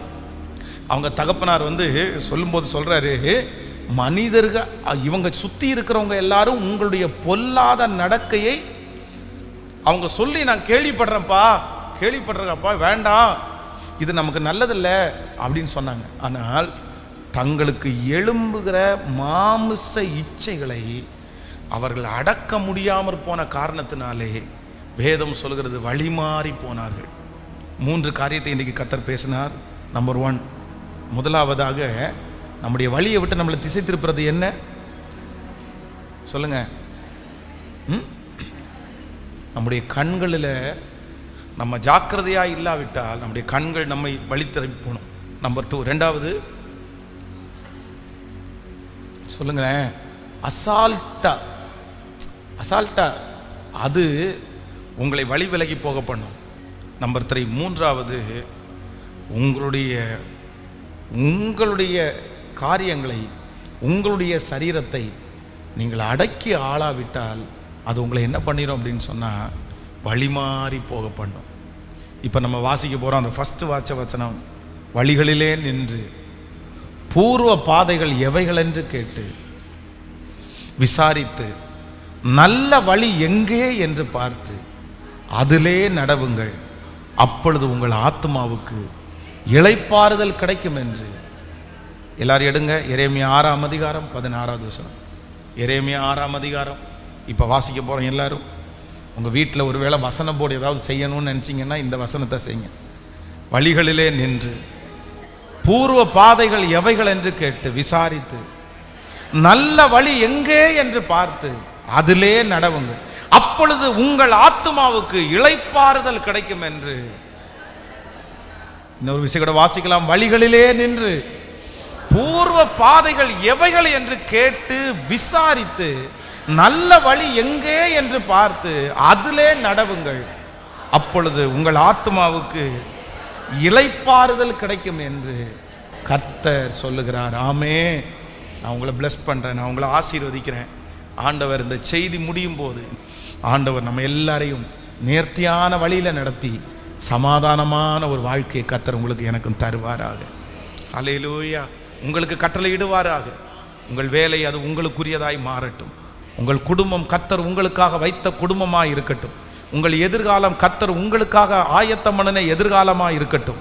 உங்கள் வாழ்க்கையிலே நீங்கள் நடந்து போகிற எல்லா வழிகளும், நீங்கள் பெற்றுக்கொள்கிற எல்லா ஆசீர்வாதங்களும் கர்த்தர் உங்களுக்கு தருகிற, ஆண்டவருடைய கரத்திலிருந்து வாங்குகிற, கர்த்தர் பிளஸ் பண்ணி கொடுக்கிற அந்த ஆசீர்வாதமாக இருக்கட்டும் என்று உங்களை இந்த பலிபீடத்திலிருந்து மனதார நான் ஆசீர்வதிக்கிறேன். தடுமாறி திரிகிறவர்கள், வழி தெரியாமல் அலைகிறவர்கள், பாதை தெரியாமல் கஷ்டப்படுகிற அனைத்து பேரையும் இந்த ஆண்டு முடிகிறதுக்குள்ளே உங்கள் கரங்களை கர்த்தர் பிடித்து உங்களை அழைத்து கொண்டு வந்து உங்கள் வழிகளிலே கர்த்தர் உங்களை உறுதிப்படுத்தி உங்களுக்கு முன்பாக இருக்கிற கோணலை கர்த்தர் செவ்வையாக்கி கர்த்தர் உங்கள் வழிகளிலே, உங்கள் பாதைகளிலே உங்கள் குடும்பத்தை நிறுத்துவாராக. வழி தப்பி போயிருக்கிற அந்த பிள்ளையை கர்த்தர் கரத்தை பிடித்து கொண்டு வருவாராக. வழி தப்பி இருக்கிற அந்த கணவனாரை கர்த்தர் கையை பிடித்து கொண்டு வருவாராக. வழி தப்பி இருக்கிற அந்த வாலிப மகனையும் மகளையும் கர்த்தர் கரத்தை பிடித்து கொண்டு வந்து கர்த்தர் அந்த வழியிலே நிலைப்படுத்தி உங்கள் குடும்பத்திற்கு ஒரு பெரிய சமாதானத்தை கர்த்தர் கட்டளை இடுவாராக. ஆமேன். இப்பொழுது பிரிந்து கிடக்கிற குடும்பங்கள் எல்லாம் ஒன்று சேரட்டும். தப்பான விதத்திலே வழி நடத்துகிற மனிதர்களை விட்டு கர்த்தர் தம்முடைய பிள்ளைகளுக்கு ஒரு பெரிய அற்புதத்தை கட்டளையிடுவார்களாக. அந்த மனிதர்களை உங்களை விட்டு கர்த்தர் அகற்றுவாராக. உங்கள் குடும்பத்தை விட்டு கர்த்தர் அகற்றுவாராக. இயேசுவின் நாமத்தினால தவறான அந்த கைடன்ஸ் இப்போ இயேசுவின் நாமத்தினால மாறுவதாக. எந்தெந்த இடத்திலெல்லாம் பிள்ளைகள் சிக்கி தவித்திருக்கிறார்களோ அந்த இடத்திலிருந்தெல்லாம் கர்த்தர் இப்பொழுது பிடுங்கி அவரை வெளியே கொண்டு வருவாராக. உங்க பிள்ளைய வெளியே பிடுங்கி எடுத்துட்டு வருவாராக. இயேசுவின் நாமத்தினால அந்த இடத்தோடு இருக்கிற அந்த துண்டிப்பு இப்பொழுது நடப்பதாக. கர்த்தர் அந்த அசுத்தத்திலிருந்து என் பிள்ளையை கர்த்தர் துண்டித்து எடுப்பாராக. ஆமேன் சொல்லுங்கள். எல்லாரும் அப்படியே எழும்பி நிற்கலாம். எல்லாரும் எழும்பி நின்று, கர்த்தாவே எனக்கு ஒரு கிருபையை தாருங்க. என்னுடைய வழியிலே நான் ஒரு நாளும் விலகவே கூடாது, விலகவே கூடாது. என்னுடைய பாதையில் நான் ஓடி ஒரு மிகப்பெரிய இளைப்பாறுதல் அடைவதற்கு கர்த்தர் கிருபை தாரும். ஹல்லேலூயா, ஹல்லேலூயா. எத்தனை பேர் ஆமோதிக்கிறீர்கள்? உங்களுக்குரிய வழிகளிலே கர்த்தர் உங்களை அழகாய் நடக்க பண்ணுகிற கர்த்தர், அழகாய் நடக்க பண்ணுகிற கர்த்தர், அழகாய் நடக்க பண்ணுகிற கர்த்தர். உங்கள் வழிகளில் ஒன்றும் என்ன பண்ணுவதில்லைன்னா பிசகுவதே இல்லை. சொல்லுங்கள் பார்க்கலாம், என்னுடைய வழிகள் ஒன்றும் பிசகுவதில்லை. சத்தமாய் சொல்லுங்கள், உங்கள் வழிகளில் ஒன்றும். ஆமென். நீங்க என்ன செஞ்சாலும் அதுல கர்த்தருடைய கரம் இருக்கட்டும். நீங்க என்ன செஞ்சாலும் கர்த்தர் அதுல வாய்க்க பண்ணட்டும். அது என்ன செஞ்சாலும் அது கர்த்தர் உங்களுக்காகவே வைத்ததாகவே இருக்கட்டும். கவனிங்க, எல்லாரும் என்ன கவனிங்க. எல்லாரும் ஜெபம் பண்ண போறோம். என்ன ஜெபம் பண்ண போறோம் அப்படின்னு சொன்னா, ஆண்டவரே என்னுடைய வழியிலே என்னை கொண்டு போய் நிறுத்துவீராக. ஆண்டவருடைய வருகை தாமதிக்கும்னா இந்த ஆண்டு முடிகிறதுக்குள்ள புது வருஷம் நீங்கள் காலடி எடுத்து வைக்கும்போது நீங்கள் ஒவ்வொருத்தருமே உங்கள் பாதையில் நடக்கிற அளவிற்கு ஆண்டவர் உங்களை அந்த வழியில் கொண்டு போய் நிற்க வைப்பாராக. ஆமேன். ஒருவேளை நீங்கள் அந்த வழி மாறதுக்கு நீங்கள் தப்பு பண்ணியிருக்கலாம். பாஸ்டர் நான் தான் வழி விலகி போயிட்டேன், நான் தான் வழி விலகி போயிட்டேன். ஆனால் நீங்கள் கத்தி ஜெபம் பண்ணுங்க.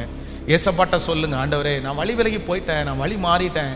நீங்கள் வழி மாறி போயிட்டீங்க, வழி விலகி போயிட்டீங்கன்றதுக்காக திரும்பி அந்த வழிக்கு வரவே மாட்டீங்கன்னு நான் சொல்ல மாட்டேன். நான் நம்புகிறேன், ஆண்டவர் காணாமல் போன ஒரு ஆட்டை தேடி போனார். அந்த ஆடு வழி விலகி ரொம்ப தூரம் போய் நிறைய முட்களிலெல்லாம் சிக்கி அந்த ஆடுக்கு நிறைய காயங்களெல்லாம் பட்டுச்சு. ஆனால் ஒரு இடத்துக்கு போனதுக்கு அப்புறம் அந்த ஆடால் தொடர்ந்து போக முடியல. உடனே அந்த ஆடு அங்கேருந்து கத்துது. தன்னுடைய எஜமானனுடைய சத்தத்தை கேட்டு கேட்டு கத்துது. அந்த எஜமானன் அந்த 100 ஆடுகளில் 99 ஆடுகளை விட்டுட்டு அந்த காணாமல் போன ஒரு ஆடை தேடி அந்த எஜமானன் போனார். அந்த ஆட்டினுடைய சத்தத்தை கேட்டு திரும்ப அந்த எஜமானன் பயணம் பண்ண ஆரம்பித்தார். அந்த ஆட்டை கண்டுபிடித்தார். அந்த ஆட்டை கண்டுபிடித்து அதை தன்னுடைய தோளில் மேல் போட்டு அந்த 99 ஆடோடு சேர்த்து இந்த ஒரு ஆடையும் சேர்த்து அவர் மறுபடியும் நடக்க பண்ணினார். நான் நம்புகிறேன், இந்த திருச்சபையிலே இருக்கிற 99 ஆடுகள் இருந்தாலும் அந்த காணாமல் போன அந்த ஒரு ஆடை கர்த்தர் இப்பொழுது தேடி வருகிறார் என்று நம்புகிறேன். உங்க குடும்பத்தில் காணாமல் போன அந்த ஒரு ஆடை கர்த்தர் தேடி வந்திருக்கிறார். இந்த திருச்சபைக்குள்ள அந்த காணாமல் போன அந்த ஒரு ஆடை தேடி வந்திருக்கிறார். பாஸ்டர், அந்த ஆடு வேற யாரும் இல்லை, நான் தான் அந்த ஆடு, நான் தான் வழி தவறி போன பிள்ளை, நான் தான் வழி தவறி போன பையன். கர்த்தர் என்ன திரும்பி கொண்டு வருவாரா? நான் மறுபடியும் அந்த சந்தோஷத்தை பார்ப்பேனா? நான் மறுபடியும் ஊழியம் செய்வேனா? நான் மறுபடியும் என்னுடைய பாதையில ஓடுவேனா? எனக்கு தெரியும், கண்டிப்பா இது என்னுடையதே இல்லை. நான் எங்கேயோ ஆசீர்வதிக்கப்பட்டு இருக்க வேண்டியவன், நான் எவ்வளோ தூரத்தில் போக வேண்டியவன். ஆனா என்னமோ தெரியல, நான் வழி மாறிட்டேன், நான் வழி பிசகிட்டேன், நான் வழி தப்பிட்டேன். இன்னைக்கு நான் உணர்றேன். கையை உயர்த்தி, அப்பா காணாமல் போன ஆடாகிய என்னை தேடுங்கன்னு சத்தத்தை உயர்த்தி கேளுங்க. நான் நம்புறேன், கர்த்தர் உங்களை மறுபடியும் கொண்டு வருவாராக. மறுபடியும் கர்த்தர் உங்களை நிலைப்படுத்துவாராக. இயேசுவே மன்னிச்சிருங்க ஆண்டவரே, உண்மைதாப்பா உண்மைதாப்பா, என்னுடைய வழியை விட்டு நான் தவறிட்டேன் ஆண்டவரே, என்னுடைய பாதையை விட்டு நான் தவறிட்டேன் ஆண்டவரே. அந்த இடத்துல ஒரு இடத்துல மட்டும் நான் தவறாம இருந்திருந்தா நான் ஒரு பெரிய வெற்றியை பார்த்திருப்பேன். எனக்கு தெரியும், நான் ஒரு பெரிய சந்தோஷத்தை பார்த்திருப்பேன், ஒரு பெரிய இளைப்பாறுதலை பார்த்திருப்பேன். என்னதான் இருந்தாலும் அது என் வாழ்க்கையில் ஒரு பெரிய கசடாவே மாறிடுச்சு ஆண்டவரே. என்னதான் இருந்தாலும் என் வாழ்க்கையில் அது ஒரு அழுக்கா மாறிடுச்சு ஆண்டவரே. ஆனா இப்பொழுது உம்முடைய பலிபீடத்தில் கொடுக்கிறேன், எப்படியாவது என்ன தப்புவீங்க. சத்தத்தை உயர்த்தி, எப்படியாவது என்ன தப்புவீங்க. முழு பலத்தோட என்னை எப்படியாவது தப்புவீங்க ஆண்டவரே, எப்படியாவது என்ன தப்புவீங்க ஆண்டவரே, எப்படியாவது தப்புவீங்க ஆண்டவரே. ஹல்லேலூயா. ஒரு நிமிஷம் என்ன எல்லாரும் பாருங்க ஆண்டவருடைய பிள்ளைகளை. நீங்க ஒரு பிரயாணத்தை ஸ்டார்ட் பண்ணிட்டீங்க, நீங்க ஒரு பிரயாணத்தை ஸ்டார்ட் பண்ணியாச்சு. ஆனா நீங்க சரியான வழியை விட்டு இப்போ கூகுள் மேப் காமிக்கிற ஒரு தப்பான வழியில நீங்க டிராவல் பண்ண ஆரம்பிச்சீங்க. ஒரு 25 கிலோமீட்டர்ஸ் தாண்டிட்டீங்கன்னு வைங்களேன். இப்போ திடீர்னு பார்த்தா நீங்க தப்பான வழிக்கு போறது நீங்க கண்டுபிடிச்சிட்டீங்க. இப்போ நீங்க என்ன பண்ணுவீங்கன்னு நினைக்கிறீங்க? சரி, நான் வந்ததே வந்துட்டேன், தப்பான வழிக்கு வந்ததே வந்துட்டேன், இனி பேசாம வேற ஊருக்கு போயிடலாம் அப்படின்னு நான் நினைப்போம். சொல்லுங்களேன்.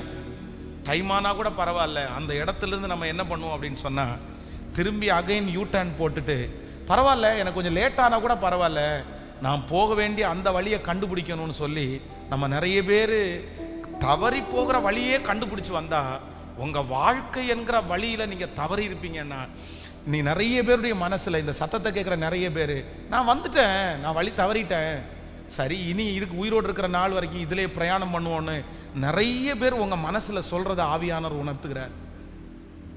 அவ்வளவுதான், நான் வழி தவறிட்டேன் பாஸ்டர். உண்மைதான், நீங்க சொல்றது எல்லாமே உண்மைதான். என்னமோ நான் ஸ்லிப் ஆயிட்டேன், பட் நான் இனி ஒன்றும் திரும்பி இனி அப்படியே வாழ்ந்துட வேண்டியதான். இல்லை இல்லை, நான் நம்புறேன், அந்த இளையகுமாரன் தன்னுடைய தகப்பனாரை விட்டு வழி மாறி போயிட்டான், எல்லாத்தையும் வாங்கிட்டு போயிட்டான். ஆனா ஒரு நாள் எல்லாத்தையும் இழந்து இருக்கும்போது, இதுவே இனி பன்றியை மேய்ச்சிட்டே வாழலான்னு நினைக்காம அவன் ஒரு முடிவு எடுக்கிறான். நான் என் தகப்பனாரிடத்திற்கு கண்டிப்பாய் திரும்பி போவேன், நான் விட்ட வழிக்கு திரும்பி போவேன், என்னுடைய பாதையை நான் கண்டுபிடிப்பேன், அந்த இடத்துல முன்னாடி மாதிரி எனக்கு ஆசீர்வாதம் கிடைக்காட்டா கூட ஓரளவு கம்ஃபர்ட்டா நான் வாழ்ந்துடலான்னு சொல்லி தன்னுடைய வழியை தேடி தன் தகப்பனாரிடத்துல வரும்போது, தன்னுடைய தகப்பனார் தூரத்துல கண்டு அவனை கட்டி பிடிச்சி அவனை முத்தம் பண்ணி, இல்லப்பா உன் வழியில நீ நடக்கலான்னு மறுபடியும் அந்த தகப்பன் அந்த வழியில அவனை நடக்க பண்ணது உண்மையானால், இந்த சத்தத்தை கேட்கிற நிறைய பேரை தப்பான வழியில போயிட்டு இருக்கிற உங்களை நீங்க சூஸ் பண்ண அந்த வழியிலிருந்து கர்த்தர் திரும்ப எடுத்து உங்களை சரியான வழியில கர்த்தர் கொண்டு வந்திருக்கிற வல்லவரா இருக்கிறார். வாலிப தம்பி கவனிச்சுங்க, சின்ன தம்பி கவனிச்சுக்கோ, டீன்ஸ் பாய் கவனிச்சுக்கோ, ரொம்ப கவனமாக கவனிச்சுக்கோ. நீ தப்பான வழியில இருக்கிற, நீ தப்பான வழியில இருக்கிற, நீ வந்து தப்பு பண்ணிட்ட, சரி, நீ தெரிஞ்சு கொண்ட பாதை சரியில்லடா. ஆனா நீ என்ன சொல்லிருக்க, நீ அப்படி இன்னும் உனக்கு எவ்வளோ காலங்கள் இருக்குடா, எத்தனையோ வயசு இருக்குது. நீ இப்பதான் 20 வயசு, நீ இப்பதான் 19 வயசு, நீ இப்பதான் 18 வயசு, இப்பதான் நீ ஆரம்பிச்சிருக்கிற உன் வாழ்க்கையை. நீ ஆரம்பிக்கும் போதுதான் நீ தவறி இருக்கிற. நீ ரொம்ப தூரம் போய் தவறுனேன்னு நீ நினைக்கிற, இல்ல, நீ ஆரம்பத்துல தவறி இருக்கிற. நீ இப்ப திரும்பி வந்துட்டேன்னா இனி இருக்கிற 60 வருஷமா, இனி இருக்கிற 50 வருஷமா ஆண்டவர் உன்னை ரொம்ப அழகா நடத்துவாருப்பா. நீ அதை விட்டு திரும்பி வா, அப்படியே போயிடாத. கவனிங்க, இந்த திருச்சபையில் வந்து இந்த சுற்றி இருக்கிற ரவுடிகளுடைய பிரச்சனை வந்து ரொம்ப அதிகமாக இருக்கும்போது, ஒரு காலகட்டத்தில் இவங்க யாருமே என் கூட சண்டைக்கு வரவே இல்லை. ஏன் இவங்கெல்லாம் சண்டைக்கு வரலன்னு பார்த்தா, ஒன்றே ஒன்று, இந்த சர்ச்சு வந்து இங்கே பலிபீடம் இருக்கும்போது அந்த இடத்துல பார்த்தீங்கன்னா மாடி படிக்கட்டு, அங்கே ஒரு பால்கனி இருந்துச்சு, அந்த இடத்துல நிறைய பேர் வந்து உட்காருவாங்க. குறிப்பிட்ட ஒரு பையன், அந்த பையன் வந்து ஒரு பெரிய ரவுடி, அவன் ஏற்கனவே நிறைய டைம் ஜெயிலில் எல்லாம் இருந்தவன். அவனுக்கு என்னமோ தெரில, நம்மளுடைய சர்ச்சு ரொம்ப பிடிக்கும், என்ன ரொம்ப பிடிக்கும். சரி, சில நேரத்தில் எனக்கு ஃபோன் பண்ணுவான். அவனுடைய தம்பியை வந்து கொன்னுட்டாங்க, கொல்லும்போது கூட தள்ளி விட்டு கொன்னுட்டாங்க. அப்போ கூட நான் அவன்கிட்ட போய் சொன்னேன், வேணாண்டா சாமி விட்டுரு, ஏற்கனவே நம்ம குடும்பத்தில் 2 பேர் நீ இழந்தாச்சு, இனி ஒன்னையும் இழக்கிறதுக்கு நாங்கள் ஆயத்தமாக இல்லை, வந்துரு போதுன்னு. அவன் என்கிட்ட சொன்னேன்னா, அவன் தம்பியை கொண்டவனை எப்படி பாஸ் நம்ம சும்மா விட முடியும், நான் பழி வாங்காமல் விட மாட்டேன் அப்படின்னு சொன்னான். ஆனால் அவன் வரும்போது பார்த்தீங்கன்னா ஒரு 4-5 ரவுடி பசங்களும் சேர்ந்து கூட்டிகிட்டு வருவான். கூட்டிகிட்டு வந்து பின்னாடி உட்காருவான், லாஸ்ட் பெஞ்சில் உட்காருவான். ஒரு 25 நிமிஷம், ஒரு 30 நிமிஷம் தான் உட்காருவான்னு வைங்களேன். வந்து உட்காருவான், ஒரு ஜெபம் பண்ணுவான், ஒரு ப்ரேயர் அட்டன் பண்ணுவான், அப்படிதான், அவ்வளோதான். 4 பேரும் கிளம்பி அப்படியே போயிடுவாங்க. இவன் உள்ளே வந்தானோ இல்லையோ, இந்த ஏரியாக்காரங்க யாருமே உள்ளே வரதை முட்டாங்க. அப்படிதான் நிறைய அந்த மாதிரி ஒருத்தன். ஆனால் அவன்கிட்ட வந்து நான் சொல்லும்போது அப்படி தான் சொன்னேன், அவன்கிட்ட பேசும்போது சொன்னேன், எப்பா உனக்கு இதான் சின்ன வயசுடா, நீ இன்னும் வந்து வாழ்க்கையை ஆரம்பிக்கவே இல்லை. உடனே அவன் என்கிட்ட சொன்னான், நான் முடிச்சிட்டேன் பாஸ் என் வாழ்க்கையே, நான் எங்கே ஆரம்பிக்கவே இல்லைன்றீங்க, முடிஞ்சு நான் வழி தவறி போயிட்டேன், தடுமாறிட்டேன், இனி வந்து எனக்கு என்னை திருத்தணும்னு நினைக்க வேண்டாம் அப்படின்னு சொன்னான். ஆனால் இன்னைக்கு எங்கே இருக்கான் என்னன்னு தெரில, அவனை கண்டுபிடிக்க முடியல. ஆனாலும் இந்த ஜபத்தில் யாராவது ஒருத்தர் அப்படி இருக்கலாம், யாருன்னு தெரில. நீங்கள் ஒருவேளை அவனை மாதிரி ஒரு ரவுடித்தனம் பண்ணிட்டு கையில் கத்தியோட அலையாமல் இருக்கலாம், ஆனால் வேற ஏதோ ஒன்று நீங்கள் நினச்சிருக்கலாம். உங்கள் வாழ்க்கையில் ஒரு வழி பிசகுனதுனால நீங்கள் ஒரு முடிகிற ஒரு காலகட்டத்துக்கு வந்திருக்கலாம். இல்லவே இல்லை, இல்லவே இல்லை, இல்லவே இல்லை. மறுபடியும் அதே வழியில் உங்களை நடத்த கர்த்தர் நம்மோடு கூட இருக்கிறார். ஜஸ்ட்டு 80 சொல்கிறேன், ஒரு 60 வருஷம் உங்களுக்கு நீங்கள் தப்பான வழியில் நடந்துட்டீங்க. நான் சொல்கிறேன், நீங்கள் மரணத்துக்கு போகிறதுக்கு முன்னாடி ஒரு 25 வருஷம் நல்ல வழியில் நடந்தாலே இந்த 60 வருஷம் செய்ய வேண்டியதை இந்த 25 வருஷத்தில் கண்டிப்பாக கர்த்தர் உங்களை கொண்டு செய்ய வைப்பாருன்னு நான் நம்புகிறேன். இதுதான் எனக்கு அப்படின்னு நீங்களா ஃபிக்ஸ் பண்ணிக்காதீங்க. நீங்க தப்பான வழியை சூஸ் பண்ணி தெரிஞ்சுக்கிட்டு அதுல நடந்து அவ்வளவுதான் இதுதான் அப்படின்னு நினைக்காதீங்க. அந்த வழியிலிருந்து கர்த்தர் இன்னொரு வழியை கர்த்தர் ஓப்பன் பண்ண கர்த்தர் வல்லவர். இதோ நான் உனக்கு ஒரு திறந்த வாசலை உனக்கு வைத்திருக்கிறேன். ஆமென். கர்த்தர் சொல்லுகிறார், நான் உனக்கு முன்னே போய் உன் கோணலை செவ்வையாக்கி. கர்த்தர் உங்களை வழி நடத்துகிற கர்த்தராகிய நான் உன் வலது கரத்தை பிடித்து பயப்படாதே, நான் உன்னோடு கூட இருக்கிறேன் என்று சொல்லுகிற கர்த்தர். நான் உனக்கு முன்னே போய் உனக்கான வழியை ஆயத்தம் பண்ணுவேன்னு கர்த்தர் சொல்றாரு. அதனால நான் நம்புறேன், தப்பான வழியில போன எல்லா பிள்ளைகளையும் கர்த்தர் இன்னைக்கு கை தூக்கி எடுக்கிறத நான் பார்க்கிறேன். ஆண்டவர் மறுபடியும் உன்னை கொண்டு வர போறாரு. கர்த்தர் மறுபடியும் உன்னை அந்த வழியில கர்த்தர் ஸ்டார்ட் பண்ண போறாரு. நீ மறுபடியும் ஓடுவ, நீ மறுபடியும் கர்த்தருக்காக செய்வ. உனக்கு ஒரு புது வஸ்திரத்தை கர்த்தர் தர்றாரு, உனக்கு ஒரு புது பாதரட்சியை கர்த்தர் தர்றாரு. ஆமென். கர்த்தர் உன்னை கட்டி பிடிச்சு உன்னை முத்தம் செய்கிறார். இதுக்காக தான் அப்பா ரொம்ப நாளா எதிர்பார்த்துட்டு இருந்தார். இதுக்காக தான் ஏசப்பா உன்னை ரொம்ப நாள் தேடிட்டு இருந்தாரு. இல்ல, வந்துருப்பா. ஆண்டவர் சொல்றாரு, வந்துருப்பா, நீ வந்துருப்பா, நீ வந்துருமா. இன்னும் ஆண்டவரத்தில் நிறைய இரக்கம் இருக்குமா. உன் மேல ஆண்டவர் வச்சிருக்கிற தரிசனம் போகல, உன் மேல ஆண்டவர் வச்சிருக்கிற திட்டம் போகல, ஆண்டவர் உன் மேல வச்சிருக்கிற எதிர்காலம் இன்னும் போகல, அவர் உன் மேல வச்சிருக்கிற ஊழியதாக இன்னும் போகல. ஆண்டவர் இன்னும் உன்னை மறக்கல, இன்னும் உன்னை கர்த்தரை வெளியில் எடுத்து போடல. உன்னை சுத்தி இருக்கிற நிறைய பேர் அவருடைய கையில நீ கெட்டு போனதுனால தூக்கி போடுங்க ஆண்டவரே. பிசாசு ஒரு பக்கத்துல இருந்துட்டு இன்னுமா இவனை கையில வச்சிருக்கிறீங்க, இவனை தூக்கி போடுங்க, இவன் வேண்டாம் அப்படின்னு சொல்லிட்டே இருக்கும்போது ஆண்டவர் மட்டும் உன்னை கையில வச்சுட்டு உன்னை தூக்கி போட மனசே இல்லாம மறுபடியும் உன்னை வனைஞ்சுக்கணும்னு நினைக்கிறாரு. நீ கொஞ்சம் இடம் கொடுத்துட்டேன்னா மறுபடியும் உன்னை கர்த்தர் வனைவேன்னு வாக்கு கொடுக்கிறாரு. மறுபடியும் ஒரு புதிய மனுஷனாய் இல்ல நீ பிறக்கும் போது உன்னிடத்துல இருந்த அந்த தலையெழுத்தை கர்த்தர் மீண்டும் எழுத போகிறார். நீ பிறக்கும் போது நீ எந்த காரணத்திற்காக உருவாக்கப்பட்டாயோ அந்த நோக்கத்தை கர்த்தர் நிறைவேற்ற போறாரு. கையை உயர்த்தி சத்தமா ஜெபம் பண்ணி, வாலிப தம்பி தங்கச்சிங்க எல்லாம் சத்தமா ஜெபம் பண்ணுங்க. ஏசப்பாட்ட சொல்லுங்க, எனக்கு குறித்திருக்கிறதை அவர் நிறைவேற்றுவார். சத்தமா முழு பலத்தோட ஜெபம் பண்ணு தங்கச்சி, இல்ல நீ வழி மாறினவள் கிடையாது. இல்ல ஏதோ ஒரு தப்பு நடந்துருச்சு, ஏதோ நீ வழி தடுமாறிட்ட, பரவாயில்ல. பிரயாணத்தில் ஏற்ற தாழ்வுகள் வரத்தான் செய்யும். ஆண்டவர் அதை மன்னிச்சாரு, ஆண்டவர் அதை மறந்துடுறாரு. ஏதோ நீ சூழ்நிலை உனக்கு அப்படி பண்ணிட்ட, நீ யார் சொன்னாலும் கேட்கல, அந்த ஞானம் உனக்கு இல்லை. அதுக்காக அப்பா உன்னை கைவிட்டுறல, அப்பா இன்னும் உன்னை நேசித்து தான் இருக்கிறாரு. மறுபடியும் உனக்கு ஒரு வாழ்க்கை இருக்குது, ஒரு நியூ லைஃபை கர்த்தர் உனக்கு வச்சிருக்கிறாரு, ஒரு புது பாதையை வச்சிருக்கிறாரு. கர்த்தர் சொல்றாரு, அது எல்லாத்தையும் விட்டுட்டு வா, அது எல்லாத்தையும் தூக்கி போட்டுட்டு வா, அது எல்லாத்தையுமே விட்டுரு. நான் உனக்கு வைத்ததை, உனக்கு சொன்னதை செய்ய மழவும் உன்னை கைவிடுவதே இல்லை. கர்த்தருடைய ஒரு பெரிய பிரசன்னம் இங்க நிலாவுறதை நான் பார்க்கிறேன். ஆண்டவருடைய பெரிய மகிமை இருக்குது. நான் ரொம்ப பலவீனமாக தான் இருக்கேன், ரொம்ப டயர்டாக, ரொம்ப களைப்பாக தான் இருக்கிறேன். ஸோ நைட்டு ஃபுல்லாக ரொம்ப தூங்காமல் ட்ராவல் பண்ணிட்டே வந்தனால திருப்பி அகைன் ட்ராவல் பண்ணணும். ஆனாலும் ஆண்டவருடைய பிரசன்னத்தை நான் உணர்றேன். இன்னும் 7 மணி நேரம் ட்ராவல் பண்ணணும் கண்டினியூவாக. ஆனாலும் உங்கள் எல்லாருக்காக ஜெபம் பண்ண விரும்புகிறேன். ஸோ வாலிப தம்பிங்க தங்கச்சிங்க யாராவது ஒருத்தர், ஸோ இந்த போதைப் பொருளுக்கு அடிமையாக இருக்கிறவங்க, யாருக்கும் தெரியாமல் போதை பொருட்களை யூஸ் பண்ணுறவங்க, ஸோ இன்றைக்கே எடுத்து போட்டுருமா, இன்றைக்கே எடுத்து போட்டுரு, கொண்டு வந்து போட்டுரு, இல்லை பலிபீடத்தில் வச்சிரு, பிச்சு போட்டுரு. எந்தெந்த விதத்துலலாம் சத்துரு உன்னை வழி மாறி பண்ணணும் அது எல்லாத்தையும் விட்டுரு. அது எல்லாத்தையும் விட்டுட்டு நீ உன்னுடைய வாழ்க்கையை அழிச்சுக்காத. ஆண்டவர் மறுபடியும் உன்னை அழைக்கிறார், உன்னை கூப்பிடுறாரு, நீ வா, நான் உன்னை வாழ வைப்பேன். வாலிப தங்கச்சிகளும் அப்படிதான், ஏதாவது ஒன்று மனசில் நினச்சி நீ பாட்டுக்கு அதை கற்பனை பண்ணிட்டு இருப்பேன்னு சொன்னால் விட்டுரு. ஆண்டவர் உன்னை மறுபடியும் கொண்டு வரட்டும். ஹல்லேலூயா.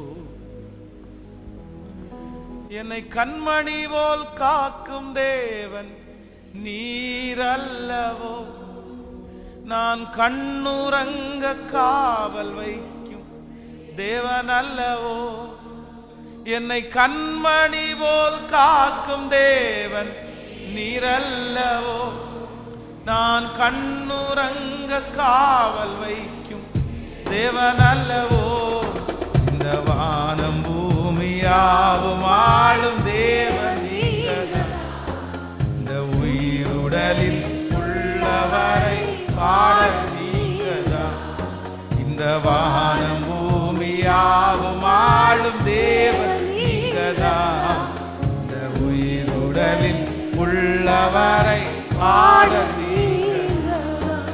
என் தேவனே,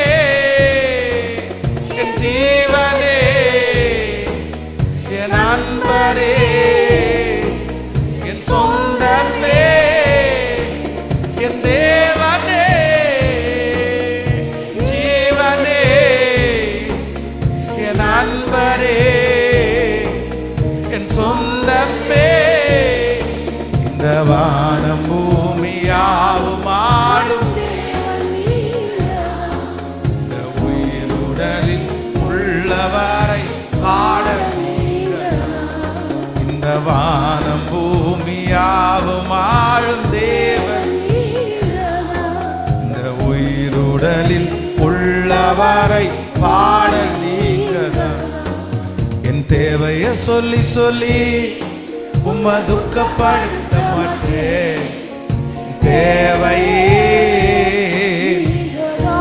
சத்தமா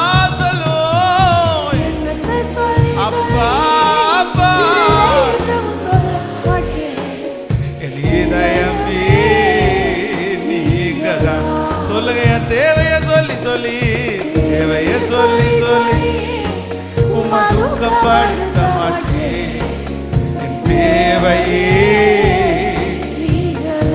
என் எண்ணத்தை சொல்லி சொல்லி, எண்ணத்தை சொல்லி சொல்லி நிறைவேற்ற மாட்டேன், என் இதயமே. முடிஞ்சவங்க ரெண்டு கைய மேல உயர்த்தி, என் தேவனே சொல்ல சொல்ல சொல்ல சொல்ல, அப்பா அப்பா, என் வாழ்க்கையை சீரமைக்கிறதுக்கு முடிவே சத்தம், என் வாழ்க்கையை சீரமைக்கிறதுக்கு முடிவு, என் சொந்தமே, இந்த வானம் பூமியாவும் ஆளும் இந்த உயிருடலில் உள்ளவரை பாட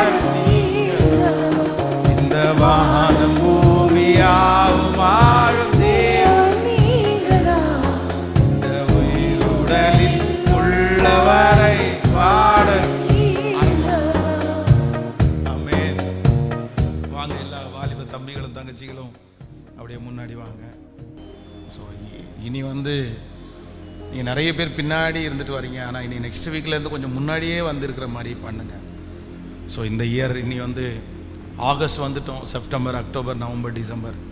ஸோ ஒரு 4 months தான் இருக்குது, 4 மாதம் தான் இருக்குது. நம்ம செய்த தவறுகள், நம்ம செய்த மீறுதல்கள், இது எல்லாத்தையுமே நினச்சி நினச்சி நினச்சி அப்படியே இருந்துட்டோம் அப்படின்னு சொன்னால் திரும்ப நீங்கள் வரவே முடியாது. சிம்சோன் தன்னுடைய வாழ்க்கையில் செய்த ஒரு மிகப்பெரிய தவறு என்ன அப்படின்னு சொன்னால், ஆண்டவரிடத்தில் போகவே இல்லை, அவன் கடைசி வரைக்கும் போகவே இல்லை. கடைசியை எப்போ போனான் அப்படின்னு சொன்னால், அவனை கொண்டு போய் வேடிக்கை பொருளாய் அவன் விட்டு அந்த செத்து போகிறோம் அப்படின்ற சூழ்நிலை தான் கடைசியாக போய் அந்த 2 தூணையும் பிடிச்சிட்டு கேட்குறான், எனக்கு இழந்து போன அந்த பேலனை இன்னொரு டைம் நீ தருவீங்களா அப்படின்னு கேட்டான். ஆனால் ஆண்டவர் அந்த நிமிஷத்தில் அவனுடைய மனசனுடைய உடைவை பார்த்து யாருமே நம்பலை, ஆனால் அந்த பேலன் அவனுக்கு திரும்ப வந்துருச்சு. அதனால் நான் என்ன நம்புகிறேன் அப்படின்னா, நீங்கள் கேட்டீங்கன்னா, நீ கேட்டால் போதும் மகன், நீ ஏசப்பாட்ட வந்தால் போதும், நீ வேற எங்கே போனாலும் பாருங்கள், நிறைய பேர் தப்பு பண்ணி கையை அறுத்தவங்கெல்லாம் இருக்கிறீங்க.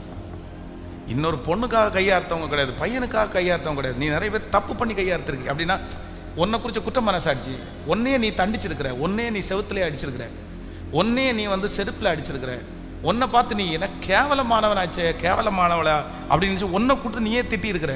பட் நீ உன்னை திட்டுறதுனாலேயோ இல்லை நீ உன்னை அடிச்சுக்கிறதுனாலையோ, நீ உன்னை ஃபீல் பண்ணி, இங்கே இருக்கிற தண்ணி அடிக்கிற நிறைய தம்பிங்க வந்து, சிகரெட் அடிக்கிற நிறைய தம்பிங்க வந்து, நீ அடித்தது என்ன தெரியுமா, எதுக்கு அடிச்சு தெரியுமா, நான் இவ்வளோ பெரிய தப்பு பண்ணிட்டு எதுக்கு நான் உயிரோடு இருக்கணும், கொடு இன்னொன்று கொடு, அப்படி கூட நீ நினச்சிக்கலாம்.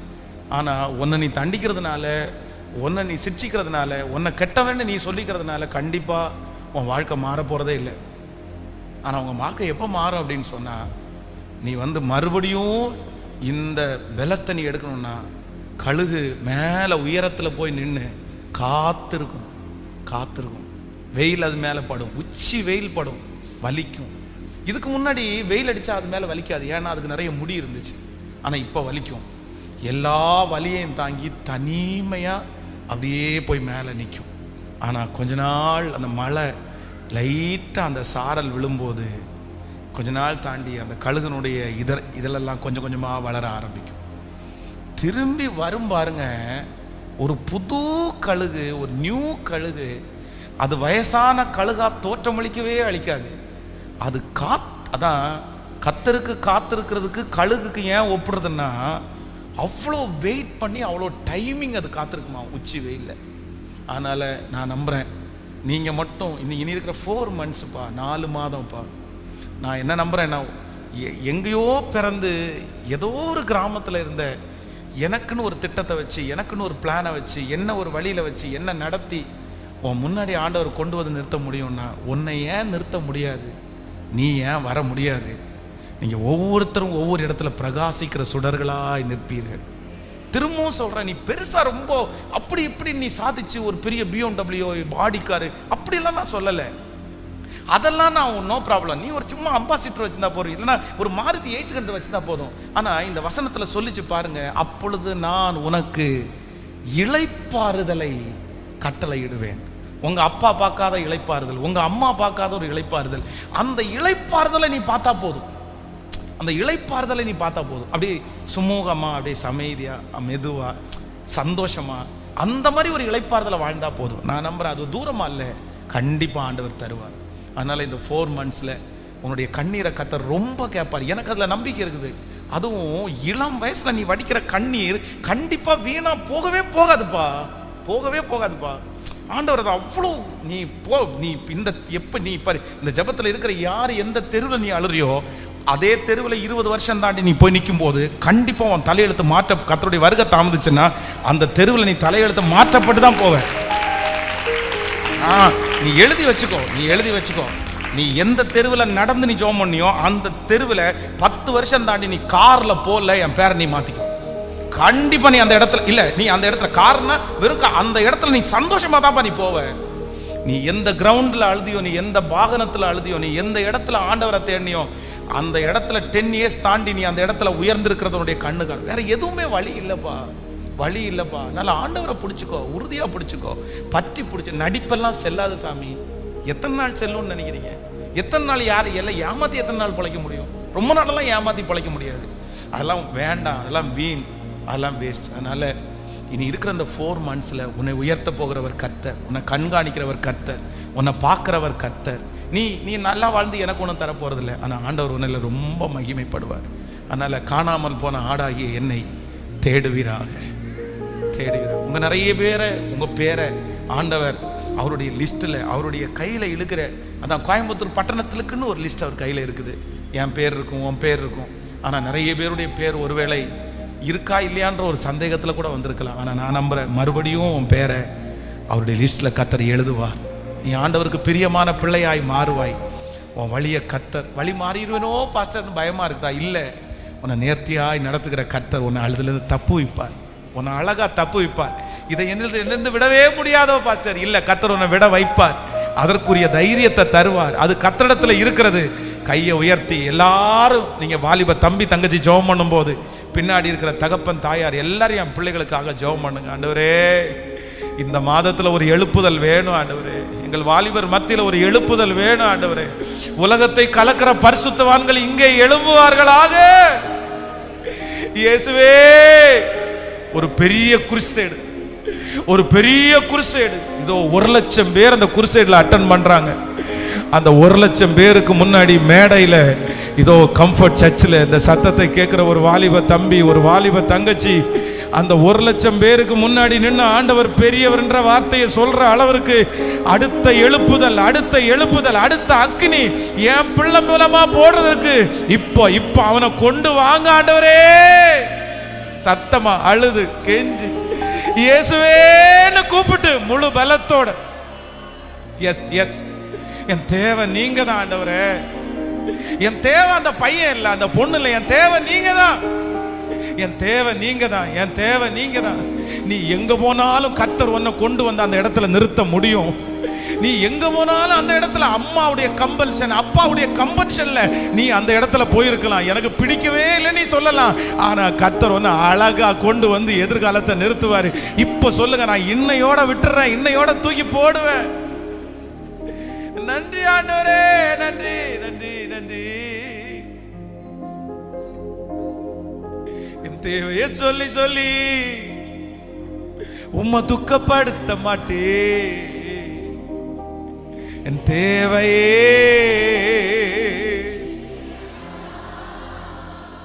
என் எண்ணத்தை சொல்லி சொல்லி நிறைவேற்றவும் சொல்ல மாட்டே. என் இதயமே நீங்க கைய மேல வைத்து, என் தேவனே, என் ஜீவனே, என் அன்பரே, என் சொந்தமே, என் தேவனே, என் ஜீவனே, அன்பரே, என் சொந்தமே. இந்த வானம் பூமியாம் தேவன் நீங்கதான். இந்த உயிருடலில் உள்ளவரை பாடல் நீங்கதான். இந்த வானம் பூமியாவும் ஆளும் தேவன் நீங்கதான். இந்த உயிருடலில் உள்ளவரை பாடல். என்னை கண்மணி போல் காத்ததே நீர் அல்லவோ. நான் கண்ணுறங்க காவல் வை தேவன் அல்லவோ. கண்மணி போல் காத்ததே நீர் அல்லவோ. நான் கண்ணுறங்க காவல் வை தேவன் அல்லவோ. இந்த வானம் பூமியாவும் ஆளும் தேவன் சொல்லுங்க. இந்த உயிருடலில் உள்ளவரை பாடல் நீங்க தான். இந்த வானம் பூமியாவும் ஆளும் தேவன். அப்பா, இப்ப எங்க பிள்ளைங்க மேல, இந்த சத்தத்தை கேட்கிற பிள்ளைங்க மேல உங்க அக்கினி கைய பிடிச்சிருங்க ஆண்டவரே. அந்த பிசாசு கட்டி வச்சிருக்கிற அந்த கட்டுகள் இப்பொழுது உடையட்டும். அந்த கண்களை இப்ப தெளிவாக்குங்கப்பா. என் பிள்ளைக்காக நீர் ஆயத்தம் பண்ணி இருக்கிறதை காணும்படி இப்ப ஒரு தரிசனம், இப்ப ஒரு தரிசனம், இப்ப ஒரு அபிஷேகம். என் பிள்ளைக்குன்னு வச்சிருக்கிற தரிசனம், என் மகனுக்குன்னு வச்சிருக்கிற அந்த தரிசனம். இப்பொழுது அந்த வியாதியிலிருந்து விடுதலை. அவன் மனசுல, அவன் சரீரத்துல, ஆண்டவரே, அவன் சிந்தையில என்ன காரியம் ஓடிட்டு இருந்தாலும் அதிலிருந்து ஒரு விடுதலையை கொடுத்து இயேசுவே என் பிள்ளைய கொண்டு வந்து நிறுத்துங்கப்பா. இது ஆகாதுன்னு தள்ளப்பட்ட கல்லுப்பா, இது வேண்டான்னு தள்ளப்பட்ட கல்லுப்பா.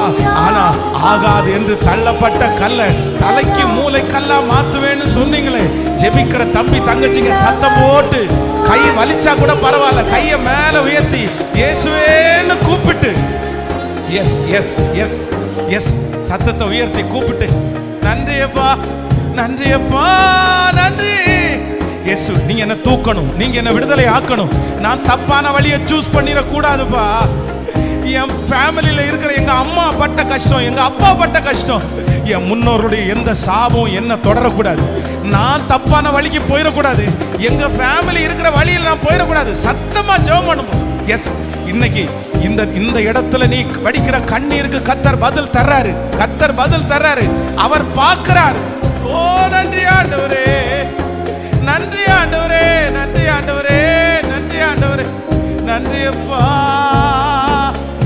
ஓ என் தேவையை சொல்லி சொல்லி உம்மை துக்கப்படுத்த மாட்டேன். தேவையே நீங்கதான். என் எண்ணத்தை சொல்லி சொல்லி நிறைவேற்ற சொல்ல மாட்டேன். என் இதயமே நீங்கதான். என் இதயமே நீங்கதான். உடைய பிள்ளைகள் எல்லாரையும் நான் ஆசீர்வதிக்கிறாங்க. வாலிப தம்பி மேல தங்கச்சி மேல ஒரு பெரிய கிருபை இருக்கட்டும். இப்போ ஆலயத்தை விட்டு வெளியே போகும்போது எல்லாத்தையும் என் பிள்ளை தூக்கி போட்டுறணும் ஆண்டவரே. இனி வேண்டாம், இனி அசுத்தம் வேணாம் ஆண்டவரே, இனி வேண்டாம் ஆண்டவரே, வேண்டாம் ஆண்டவரே, வேணாம்ப்பா, அது வேணாம். என் பிள்ளைக்கு ஒரு நல்ல மெச்சூர்ட கொடுங்கப்பா ஆண்டவரே. உனக்கு கற்று தந்தவங்கள விட உன்னை ஞானவானா மாத்துவேன்னு சொன்னீங்கல்ல ஆண்டவரே. எங்க பிள்ளைகளுக்கு படிச்சு கொடுக்குற டீச்சர்ஸை விட அவங்கள ஞானவான்களா மாத்துறதுக்கு நீங்க நல்லவரப்பா. அந்த மெச்சூர்ட தாங்க ஆண்டவர். அவங்க நல்லா சம்பாதிக்கணும், அவங்க உங்களுக்கு ஊழியம் செய்யணும், அவங்க மகிமையான இடத்துல இருக்கணும். உங்க வருகை தாமதிச்சுன்னா, நானும் உயிரோடு இருந்தா உங்க பிள்ளைங்க அத்தனை பேரும் 50 பேருக்கு அதிபதி, 100 பேருக்கு அதிபதி, 200 பேருக்கு அதிபதி, இந்த இடத்துல மேனேஜர், இந்த இடத்துல போஸ்ட், இதெல்லாம் என் கண்ணில் பார்த்துட்டே சந்தோஷப்படணும் ஆண்டவர். அந்த கிருபையை கத்தத்தாரும். உங்கள் பிள்ளைகள் கொண்டு வந்திருக்கிற காணிக்கைகள் தசம பாகங்களை கத்தர் ஆசீர்வதியும். 1, 30, 60, 100 பலன் கொடு. இந்த திருச்சபையில் நாங்கள் கட்டப்போகிற அந்த கிச்சன் வேலைகளை கத்தர் ரொம்ப அழகாக மாற்றி கொடுத்து தேவைகளெல்லாம் கத்தர் ஆச்சரியமாய் சந்திப்பீராக ராஜா. உங்கள் பாதத்தை முத்தம் செய்கிறோம். இயேசுவின் மூலம் ஜெபம் எடுக்கிறோம் நல்ல பிதாவே, ஆமென். God bless you. ஆண்டவர் உங்களை ஆசீர்வதிப்பார். உங்களுக்காக நான் ஜெபம் பண்ணுறேன். Praise Lord, praise Lord, praise Lord.